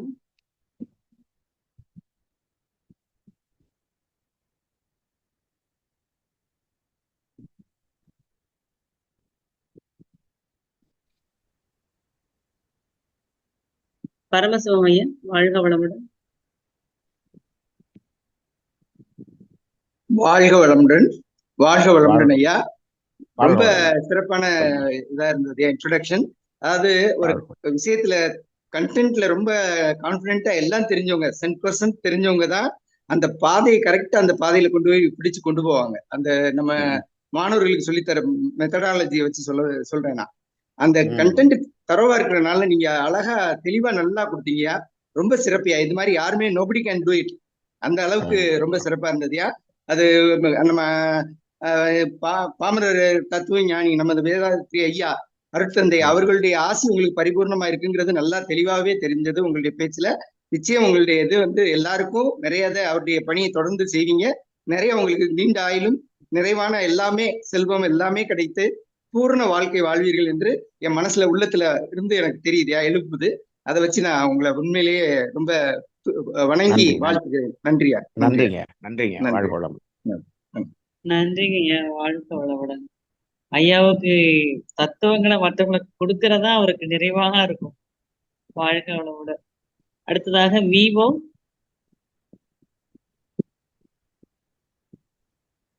அன்மியூட் பண்ணிட்டு பேசுங்க. வாழ்க வளமுடன். மைக்கு 1 டைம் டச் பண்ணுங்க.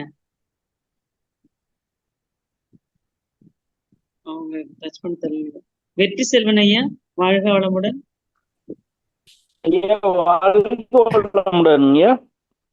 என்னோட கேள்வி என்னையா, கருமையத்துக்கு உள்ள காந்தம் இருக்குமாங்க? அந்த இடத்துல நம்ம கருமையத்துக்கு உள்ள போகும்போது உள்ள காந்தம் இருக்குமாங்கிறது என்னோட கேள்விங்க. கருமையத்துக்கு உள்ள காந்தம் இருக்கான்னு கேக்குறீங்க? ஆமாங்கய்யா. சரி, அதாவது கருமையம் எங்க இருக்கு? உடலின் மையத்துல. உயிரின் மையத்துல இருக்கு. ரைட்டு. ஆமாங்க. இப்ப அந்த உயிர் காந்தம்ங்கிறதெல்லாம் நீங்க தெரிஞ்சிருப்பீங்க. உயிருக்கு மையத்துல சுற்றவெளி இருக்கு. ஆமாங்க. சுற்றவெளிக்கும் அந்த உயிருக்கும் இடையில என்ன இருக்குன்னு நம்ம படிச்சிருக்கோம். நம்ம கர்மவினை பதிவுகள் இருக்கு. கர்மவினை பதிவு அது எப்படி பதிஞ்சிருக்குன்னா காந்தத்தின் ஈர்ப்புலதான் பதிஞ்சிருக்கு. அங்க வரைக்கும் காந்தம் இருக்கு. ஆனா அந்த நடுவுல இருக்கக்கூடிய சுற்றவெளியில காந்தம் இல்ல. இது கருமையத்துக்கும் இதுக்கும் இடைப்படத்துல சுத்தவெளியில காந்தம் இல்ல. கருமையத்தின் மையப்புள்ளியில காந்தம் இல்ல. சரிங்க. சரி. நீங்க எல்லா உயிர் துகளின் மையத்திலும் சுத்தவெளி இருக்கிறது. அப்படிங்கும் போது சரிங்க. அந்த சுத்த வெளியில காந்தம் கிடையாது. ஓ சரிங்க. வாழ்க வளமுடன். வாழ்க வளமுடன். நன்றிங்கய்யா. வாழ்க வளமுடன். ஐயா, அந்த ஒவ்வொரு அணுவின் மத்தியிலும் 2 அணுக்களுக்கு நடுவிலும் அந்த சுத்துவெளி இருக்கும் இல்லைங்களா? அந்த கேப்ல. அந்த இடத்துலயும் ரெண்டு காந்தம் இருக்காது. 2க்கு இடையில இருக்கக்கூடிய வெளியில காந்தம் நிறைந்திருக்கு. அது காந்த வெளியா இருக்கு. காந்த வெளி. ஆமா. ஆனா அந்த ஒரு ஒரு அணுவினுடைய மையம் இருக்கு இல்லையா? அது நம்ம ஒரு உயிருங்கிறதே வந்து எவ்வளவு மைன்யூட்டானது. அதுக்குள்ள இருக்கக்கூடிய மையம்ங்கிறது அது ஒரு ரொம்ப ரொம்ப ரொம்ப ரொம்ப மைன்யூட்டான ஒரு சுத்தவெளி. ம், ம். அந்த இடம் மட்டும் அப்படி இருக்கும். அந்த இடத்துல ஆனா காந்தம் 2 இருக்காது. அணுவுக்கு இடையில இருக்கிற சிவம் அப்படின்னு சொல்றோம். அந்த ம். சிவத்துக்கு பேரு மகரிஷி என்ன சொல்லிட்டாரு? சக்தி சிவம்னு சொல்லிட்டாரு. ஓ! சரிங்க, சரிங்க. அந்த உயிருக்கு மையத்துல இருக்கிறது வெறும் சிவம்னு சொன்னாரு. சிவம். ம், பிரபஞ்சத்தை கடந்து இருக்கிறதுக்கு சதாசிவம்னு சொன்னாரு. ம். இங்க வந்து சக்தி சிவம்னு சொல்லிட்டாரு. அப்ப அந்த இடத்துல என்ன ஆயிடுச்சு? காந்தம் வந்துருச்சு. சரிங்க. சிறப்பு, சிறப்பு. வாழ்க வளமுடன். சிறப்புங்க. காஞ்சனாம்மா, வாழ்க விவோ வளமுடன். மைக் ஓபன் ஆயிடுச்சு. இப்ப பேசுங்கம்மா. மைக் ஓபன் ஆயிடுச்சு. பேசுங்க. விவோ. வல்வளம் ஐயா. நான் வாழ்க டிப்ளமோ வளமுடன். ஜெயின் யூனிவர்சிட்டியோட ஸ்டூடெண்ட்டுங்கய்யா. புதுசா நேத்து தான் இதுல போன்ல பார்த்தேன். உங்க இந்த லிங்க பார்த்தேன். நான் இன்னைக்கு கிளாஸ் சொல்லுங்கம்மா. நானு அதாவது இறைநிலையில வந்து இறைநிலையில இருந்தாலும் ஒண்ணொன்னா வந்திருக்குதுன்னு சொல்றீங்க. அப்படின்னா அது வர முன்னாடி அங்க என்ன இருந்துச்சு? அங்க காந்தம் இப்ப ம், இல்லைன்னு சொல்றீங்க. இது ம். ஒவ்வொன்னா வர முன்னாடி அங்க எதனால அப்ப இது உருவாச்சு? அது ஏதோ ரைட். ஒண்ணு இருக்கணும் இல்லீங்களா? Okay right. இப்போ இப்ப காந்தம் எப்படி உருவானதுன்னு நடத்த ஆரம்பிப்போம் பாருங்க. அப்ப உங்களுக்கு விளங்கிரும். அப்படிங்களா? ஓகே. அப்ப ரைட்டுங்களா? சுத்த ஆ, வெளியில காந்தம் இருக்குதுன்னு இல்லைன்னு சொல்றீங்க. ஆமா. ஆ, அங்க இருந்து இப்ப இயக்கத்துக்கு வந்த அது அந்த சுத்தவெளி எப்படி ம். சுத்த ஆரம்பிச்சிச்சு, எப்படி இயங்காதது எப்படி இயங்க ஆரம்பிச்சிச்சுங்கிறதே ஒரு கதை இருக்கு. அதுவே அடுத்த வாரம் முழுதும் அதான் போகும். ரைட்டுங்களா? நன்றிங்க. அதுக்கப்புறம் எப்படி காந்தம் வந்துச்சு? ஆ. ஆ, இப்ப ஆனா இயக்கம்னு ஒண்ணு வரணும்னா அங்க ஏதோ ஒண்ணு இருந்தா தானே இயக்கங்கிற ஒண்ணே ஆமா வரும். அப்ப ஆமா அது ஆமா அது அது அது எப்படி இருந்துச்சு? அது இன்ஹரண்டா இருந்துச்சு. அது என்ன இருந்தது? அது எல்லாமே நம்ம பார்ப்போம்மா. அததான் அறிவும் ஆற்றலும் இருந்ததுன்னு சொல்றோம் இல்லையா? சுத்தவெளிக்குள்ள. ஆமா, ஆமா. ஆ, அந்த ஆற்றல் இருந்தாலும் அது அந்த ஆற்றல் எப்ப வெளிப்பட்ட பிறகுதான் காந்தமா மாறுது. அதையெல்லாம் நம்ம வரிசையா பார்ப்போம்மா. நீங்க ஆனா டிப்ளமால படிக்கிறீங்க. அதுல வந்து கொஞ்சம் அதுல தத்துவம் வேற மாதிரி இருக்கும். நாம இப்ப நடத்துறது வேற மாதிரி இருக்கும். அதனாலதான் இப்ப நாங்க இது தூய காந்த தத்துவம்னு போட்டோம். ரைட்டுங்களா? ஆக்சுவலா எனக்கு இந்த காந்த தத்துவத்தை பத்தின விளக்கமே கிடைக்கலைங்கய்யா. நானும் எங்க யாரோ கொடுப்பாங்கன்னு பார்த்தேன். இந்த ஹெல்ப்லைன் பார்த்த உடனே இந்த கிளாஸுக்குள்ள போய் இதுல என்ன இருக்குங்கிறதே தெரிஞ்சுக்கணும் அப்படிங்கிற நீங்க ஒரு ஆர்வத்துல தான் வந்தேங்கய்யா. நீங்க வாங்க. நீங்க இதை நம்ம யூடியூப்லயும் போட்டுருவோம். நீங்க தொடர்ந்து கேளுங்க. இப்ப நீங்க ம். அதுல வந்து இறை துகள் அப்படின்னு ஒரு தத்துவம் சொல்லுவாங்க. நாங்க வந்து கொஞ்சம் மாத்தி சொல்லுவோம். அது யூனிவர்சிட்டிக்காக அது கொஞ்சம் மாற்றப்பட்டது. அதனால இப்ப இங்க வந்து மகரிஷி அந்த காலத்துல இருந்து எவ்வளவு தெளிவா கொடுத்தாங்களோ அதை சொல்லுவோம் நம்ம. இதுல கேள்வியே இல்லாத அளவுக்கு போகும். நம்ம இல்ல தொடர்ந்து கிளாஸ் வந்து நல்ல ஒரு கிளாரிட்டியா இருந்தது. அதாவது அடுத்து வரக்கூடிய வார்த்தைகள் அத எளிய முறைங்கிற இத வந்து ம், தத்துவ ஞானி வச்சிருக்க மாரி அந்த அதாவது புரிதல் வந்து டக்குன்னு அண்டர்ஸ்டாண்ட் ஆகுற மாரியே இருந்துச்சு. எல்லாம் சரி எளிய சரி எளிய வார்த்தைகளா இருந்துச்சு. நல்ல தெளிவு இருந்துச்சு. அடுத்தடுத்து சொல்றதெல்லாம் அந்த சரி கண்டினியூட்டியா சரி கிடைச்சது. 1 ஹவர் போன டைமே தெரியலங்கய்யா. சரி சரி சரி நீங்க நன்றி இப்ப நன்றி. நீங்க தொடர்ந்து வாங்க. நம்ம இந்த காந்தத்தை பத்தி நிறைய பேசுவோம். நன்றி. நீங்க ரொம்ப வர முடியாட்டி சந்தோஷம். நீங்க வந்து நம்ம தமிழானந்த யோகம் யூடியூப்ல போட்டு கேட்டுருங்க. வாழ்க வளமுடன். சரிங்க, சரிங்க. அம்மா நன்றி. வாழ்க எந்த வளமுடன். ஊருங்கம்மா நீங்க? வாழ்க வளமுடன். ஐயா வாழ்க நீங்க வளமுடன். ஐயா இப்போ இந்த கிளாஸ் எடுக்க போறது வந்து முழுக்க முழுக்க நான் மகரிஷி ஐயாவுக்கு வார்த்தைகளால் விளக்கிய ஒரு தத்துவம் அது. அவரு இது புத்தகத்துல எல்லாம் நீங்க போய் தேடினா கிடைக்காது. இது வந்து ஓ, மகரிஷியோட வகுப்புல நேரடியா கேட்டு அவரோட கேள்விகளை நிறைய கேட்டு ம். விளங்கிக்கிட்டது ஐயா. இந்த தத்துவம் அப்படி அந்த தத்துவம் தான் இது விளக்குறாரு. இந்த தத்துவம் நிறைய சிந்தனை துளியில இருக்குது. அது எல்லாத்தையும் இப்போ ஏற்கனவே ஒரு அமைப்புல கூட இப்போ சொல்லியிருந்தாரு. அதை வந்து இப்போ இன்னும் எலாபரேட்டா அந்த வகுப்புல ஒரு 15 வகுப்பு தான் போச்சு. இது எத்தனை போகும் எனக்கே தெரியல. ஐயா ஒரு 30, 40 வகுப்பு கூட போகலாம்னு நினைக்கிறேன். இதை நீங்க தொடர்ந்து இணையுங்கள். உங்களுக்கு டவுட்டே வராது. ஒரு 5, 6 கிளாஸுக்கு போயிட்ட பிறகு உங்களுக்கு டவுட் எல்லாம் குறைஞ்சிட்டே வரும் ஒண்ணு ஒண்ணா. நீங்க அந்த நன்றி. சந்தேகத்தை அப்படியே மனசுலயே வைங்க. ஐயா அதோட பதில் சொல்லிடுவாரு. வாழ்க வளமுடன். நன்றி ஐயா. நன்றி ஐயா. வாழ்க நம்ம வளமுடன். தமிழ் ஆனந்தவத்துல இருக்கீங்களா? இல்லைன்னா உங்க நேம் சொன்னா அவங்க அனாக்கலையுமே ஆட் பண்ணிடுவாங்க. இல்லைங்கம்மா, நான் நேத்துதாம்மா இந்த போன்ல தற்செயலா பாத்துட்டு இருக்கும்போது இத பார்த்தேன். அந்த உடனே அதை என்னோட இதுல மாத்தி வச்சுக்கிட்டு இன்னைக்கு கனெக்ட் ஆகி வந்தேம்மா, அந்த லைன்ல வந்தேம்மா இன்னைக்கு. உங்க சரிங்க. மொபைல் நம்பர் கொடுங்கம்மா, உங்களை வந்து அந்த மெசேஜஸ் உங்களுக்கு வர மாதிரி சொல்லிடுறோம். சரிங்கம்மா, அம்மா மொபைல் சாட்ல நம்பர் போட்டுருங்க, சாட்ல போட்டுருங்க, நோட் பண்ணிக்கிறேன். போட்டுறேம்மா. சரிங்கம்மா, சரிங்கம்மா. நேம் வாழ்க வித் வளமுடன். சாட் வித் பிளேஸ். சரிம்மா, ஓகேம்மா, வாழ்க வளமுடன் போட்டுறேம்மா. வாழ்க வளமுடன்மா. அடுத்ததா காஞ்சனாமா, நீங்க பேசலாம்.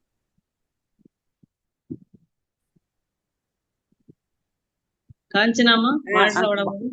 வாழ்க வளமுடன் ஐயா. வாழ்க வளமுடன். சொல்லுங்க. ஐயா, இன்னைக்கு காந்த தத்துவம் ரொம்ப சிறப்பா இருந்தது.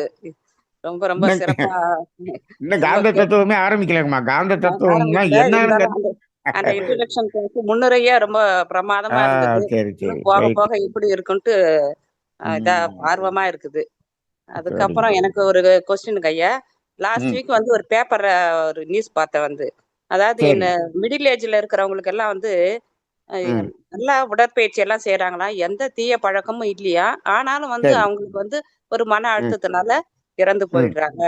இதுக்கெல்லாம் ம் வந்து ம் காரணம் பெற்றோர்களுடைய மரபணுக்கள் தான் வந்து ம் என்பதுதான் ஒரு 50% பெற்றோர்களுடைய மரபணுக்கள் தான்ட்டு ஒரு ம் கசப்பான உண்மைன்ட்டு இந்த பேப்பர்ல ஒரு நியூஸ் படிச்சேன் நானு. சரி சரி. அதுதான் வந்து நீங்க நேரடி பயிற்சியிலேயே நீங்க சொன்னீங்க. அதாவது ஆ ம் ஒரிஜினல் அழிச்சாக்கா ஜெராக்ஸ்லயும் ம் அழிஞ்சிடும்னு சொன்னீங்க நீங்க. ஆமா ஆமா. இப்போ அததான் சொன்னோம்னாக்கா வீட்ல இருக்கிறவங்க சின்ன பசங்க அதை ஏத்துக்க இப்போ மாட்டேன்றாங்க. அது இப்போ எப்படி அழியும்? உங்க கருமையத்துல இருந்து நாங்க வந்திருக்கும்போது அந்த ஆ பதிவுகளோட தானே நாங்க பொறந்திருக்கோம். அப்படி ம் எப்படி அழியும்? நீங்க அழிச்சாலும் எப்படி அழியும்னு அவங்க கேக்குறாங்க. எங்களுக்கு வந்து அது சரியான முறையில சொல்ல தெரியல. கொஞ்சம் சொல்லுங்க ஐயா. ஆ, அத பத்தி. அதாவது அதாவது ம், எப்படின்னாமா அது அது கர்ம வினை பதிவு ரைட்டுங்களா? ம், ஆ, பதிவு. இப்போ ம், அந்த பதிவினுடைய ம், இம்ப்ரிண்ட் வந்து ம், நம்மிடம் பெரியவங்கள்ட்ட இருக்கு. குழந்தைகளுக்கு ம், வந்து அதனுடைய காப்பி தான் போகுது. ம், ம், பெரியவங்கள் ம், உயிரோடு இருக்கும் வரை ஒரிஜினல்ல அதை அழிக்கும்போது அங்க அழிஞ்சிடும். இதுதான் அலை இயக்க தத்துவம். இது அலை இயக்கத்தின்படி ம், அது நடக்கும். அது ம், அலை இயக்கம் ம், அறிவு அப்படிங்கிறத பொறுத்து நடக்கும். இப்போ ம், இவங்க பாருங்க இன்னைக்கு விஞ்ஞானம் ம். ஆ, இப்பதான் சரி. என்ன பண்ணுது, அதுக்கு ஒண்ணும் சொல்லுங்க. புரியலங்கிறப்ப வந்து இது ஆ, ஹெரிடிட்டி அப்படின்னு சொல்லுது. ஆ, ஆ, ஆனா அப்பாவனுடைய உயிர்தான் மகனாக வந்திருக்கிறதுங்கிறத இன்னும் ஒத்துக்க மாட்டேங்குது ம், விஞ்ஞானம். ம், ஆனா ம். ஹெரிடிட்டின்னு சொல்லுது. இந்த ஹெரிடிட்டி எது வழியா வந்துச்சு, எங்க ஆ, வந்துச்சு, ஆ. இந்த கேள்விக்கெல்லாம் ஆமாங்க. பதிலே இல்லை அங்க. ஆமாங்க. ஆ, அந்த மாதிரி இருக்கு. ஆ, ஆனா இப்பதான் அந்த தேடுதல் வந்திருக்கு விஞ்ஞானத்துக்குன்னு வச்சுக்கோமே, ஆ, ஆ, வச்சுக்குவோம். இப்ப அந்த ம், எந்தவித இதுவும் இல்லாமல் மன ம், அழுத்தத்தினால இப்படி இறந்து போறாங்கன்னு சொல்றாங்க பாத்தீங்களா? இப்ப ம், அந்த இடத்துல கூட அந்த ம், மருத்துவம் ம். எந்தவித இதுவும் இல்லைன்னு சொல்லுது பாத்தீங்களா? அங்கேயே ஆ, அதுக்கு காந்த தத்துவம் தெரியல. ஆ, அதனுடைய ஆ, அதுக்குள்ள எங்க பிரச்சனை இருந்ததை கண்டுபிடிக்க தெரியல. ஓ, ஆ, ஆ, அதனுடைய ஆ, பார்வைக்கு அவங்க எடுத்த இசிஜிக்கு அவங்க எடுத்த ஆ, எக்கோக்கு அதுல தெரியலையே தவிர, நம்ம ம், உள்ள ம், போய் பார்த்தோம் அப்படின்னு சொன்னோம்னா இன்னும் இருக்கு. அதுக்குரிய ம், காரணம் இருக்கும். அங்கதான் ம். காந்த தத்துவம் நிக்குது. அந்த அளவுக்கு இருக்குது. போகல விஞ்ஞானம். ஆ, அதனால ஆ, அப்படி இருக்குங்கம்மா. அதனால அப்படி இருக்கு. நம்ம ஆ. காந்த தத்துவத்தின் அடிப்படையில பார்த்தோம்னா எல்லாத்துக்கும் பதில் இருக்கும். ஓ! பதில் இருக்கு. அப்ப போக போக சரிங்கம்மா. இதுக்கு காந்த தத்துவத்திலயும் விடை கிடைக்கும் நமக்கு. நிச்சயமா கிடைக்கும். நிச்சயமா கிடைக்கும். வாழ்க ஆ, வளமுடன். வாழ்க சரிங்க வளமுடன். ஐயா. சரிங்க ஐயா. நன்றிங்க ஐயா. நன்றிங்க ஐயா. நன்றிங்கம்மா, வாழ்க வளமுடன். அடுத்ததாக ஸ்ரீமதி அம்மா அவர்கள்.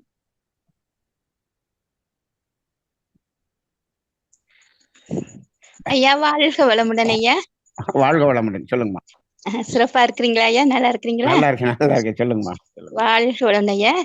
எனக்கும் அதே ஒரு கேள்விதான் ஐயா. நீங்க ம். சுத்த வெளியில காந்தம் இல்லைன்னு சொல்றீங்க ஐயா.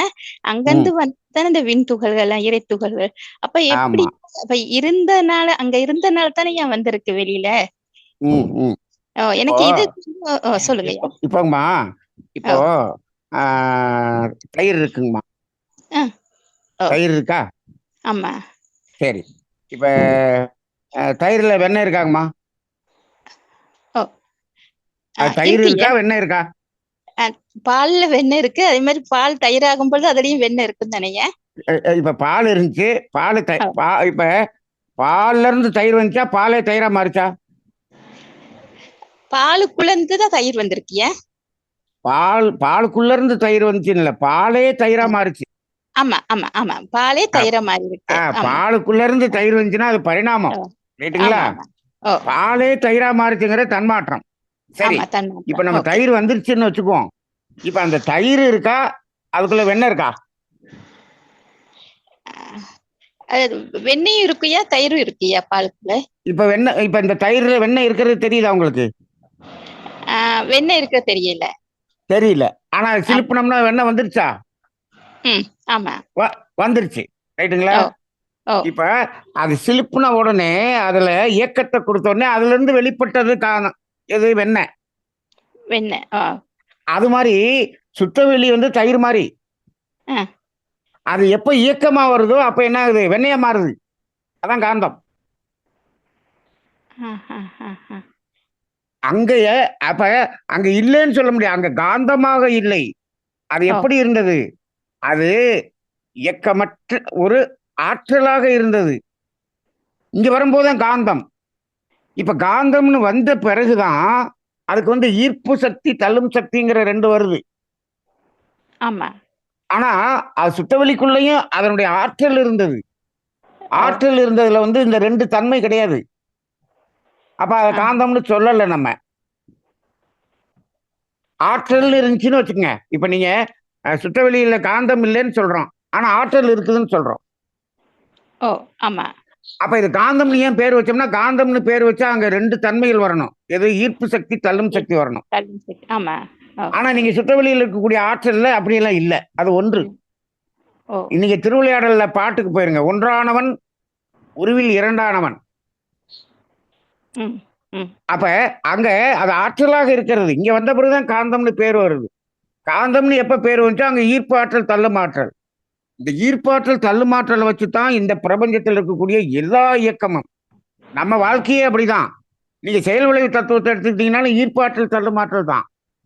ஓ எல்லாம் நீங்க மருத்துவமா இருந்தாலும் சரி, எங்க போனாலும் சரி, அந்த காந்தம்ங்கிறதுல வந்து இருக்கக்கூடிய இந்த 2 தன்மை இருக்கு பாருங்க. அதை வச்சுதான் நமக்கு இன்னைக்கு வாழ்க்கையே. ஆமா ஆமாங்க. அதனால சுத்தவெளியில காந்தம் இருக்கான காந்தமாக இல்லை, அது ஆற்றலாக இருந்தது. ஓஹோ நம்ம தயிர் மாதிரி இருந்துச்சு. தயிர் ம் அப்படியே அமைதியா அப்படியே இருக்கா? நீங்க தயிர் இப்ப நீங்க தட்டியில நீங்க நல்லா உர ஊத்தி வச்சு தயிரை பாருங்க, அப்படியே ம் அசையாம இருக்கும். ஓ அதுல உள்ள மத்த வச்சு அசைச்சிங்கன்னா வெண்ணெய் வந்துடும். ஆ ஆ ஆ ஆ. அது மாதிரின்னு வச்சுக்கோ. நான் சும்மா புரியறதுக்காக சொல்றேன். தயிர், ஓ வெண்ணெய். ஓ ஓ அதனால அது ஆற்றல்னு சொல்லுங்க, காந்தம்னு சொல்ல முடியாது. அப்ப நாங்க ஆற்றல் தான் சொல்லணும் அப்படின்னா ஆமா, காந்தம் அறிவு சொல்லணும். ஆற்றல் வந்து அடங்கி இருந்தது அடங்கி இருந்தது. அப்படின்னு சொல்றோம். அடங்கி இருந்தது. அது அப்படி வெளிப்பட்டதுதான் காந்தம். அப்படியா ஐயா? சரி சரி ஓகேயா சரிங்கம்மா. ஓகே. நீங்க இப்போதைக்கு இதை வச்சுக்கோங்க. அப்புறம் நம்ம போக போக போக இன்னும் கொஞ்சம் விளக்கமா வருங்கம்மா. ஐயா இன்னொரு கேள்வி இப்ப புதுசா அந்த ரத்தத்தை செயற்கை ரத்தம் கண்டுபிடிச்சிருக்கதாக சொன்னாங்க. அது ஆமா. அதை பத்தி நீங்க என்ன சொல்றீங்க ஐயா? என்ன அது அதாவதுமா, ம். இது ஓ எப்படின்னாம்மா, ஓ எல்லாத்தையுமே செயற்கையா கண்டுபிடிச்சிடலாம் விஞ்ஞானம். ஆ, எப்படி ஆ, அப்படின்னு சொன்னோம்னா, அது என்ன செய்யும்னா, இப்ப இன்னைக்கு நீங்க லெமன் ஜூஸ் லெம்கா சாப்பிடுறீங்கல்ல, அதுல எலுமிச்சம்பழம் இருக்கா? ஆமா ஓ இல்ல. இது விலங்கையிலையா என்னது விலங்கையிலையா? லெம்கான்னு ஒண்ணு இருக்கு. ஆ லெமன் ஐயா ஜூஸ். ஐயா வாழ்க வளமுடன். அவங்களுக்கு தெரியலைங்க. லெமனேடுன்னு சொல்லுங்க. அவங்களுக்கு லெமனேடு ஆ ஜூஸ் இருக்கு. லெமனாடு ஜூஸ். ஆ அங்க வேற சரி ஏதாவது பேர்ல இருக்கும்னு வச்சுக்கோங்க. இலங்கையில ஓ இப்ப இந்த ஆரஞ்சு ஜூஸே வச்சுக்குவோம். பேண்டா. ஆ ஆ சரியா இது மாதிரி ஒரு ஆரஞ்சு ஜூஸ் இருக்குன்னு வச்சுக்கோங்க.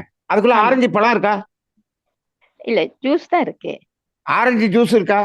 ஓ ஓ இல்ல. ஜூஸ் இருக்கு. அதாவது ஆரஞ்சு அந்த பழத்துக்குள்ளதான் ஜூஸ் இருக்கு. ஆமா. ஆனா அந்த இந்த டொரினோ இந்த மாதிரி இந்த ஃபேண்டா மாதிரி இருக்கிறதுல அந்த ஓ கம்பெனிக்குள்ள ஆரஞ்சு பழமே போறது இல்ல. ஆ ஆ ஆ ஆ அவங்க என்ன சரி பண்றாங்கன்னா, ஓ ஆரஞ்சு பழ ஜூஸை எடுத்து ஆ அதை லேபரட்டரியில வச்சு அதை ஆ அப்படியே என்ன பண்றாங்க, அதுக்குள்ள இருக்கக்கூடிய மாலிகுலர் ஸ்ட்ரக்சரை பாக்குறாங்க. சரி சரி ஆ அந்த ஆ ஆ மாலிகுலர் ஸ்ட்ரக்சரை எடுத்து வச்சுக்கிட்டு இதே மாதிரி மாலிகுலர் ஸ்ட்ரக்சர் வர்ற மாதிரி கெமிக்கல் எல்லாத்தையும் அப்படியே எதை எதை எவ்வளவு சேர்த்தா இதே மாதிரி ஸ்ட்ரக்சர் வரும், உருவம் வரும் அப்படின்னு பார்த்து அந்த கெமிக்கல்ல ஊத்தி தண்ணி ஊத்துனாங்கன்னா உங்களுக்கு ஆரஞ்சு ஜூஸ் வந்துடும்.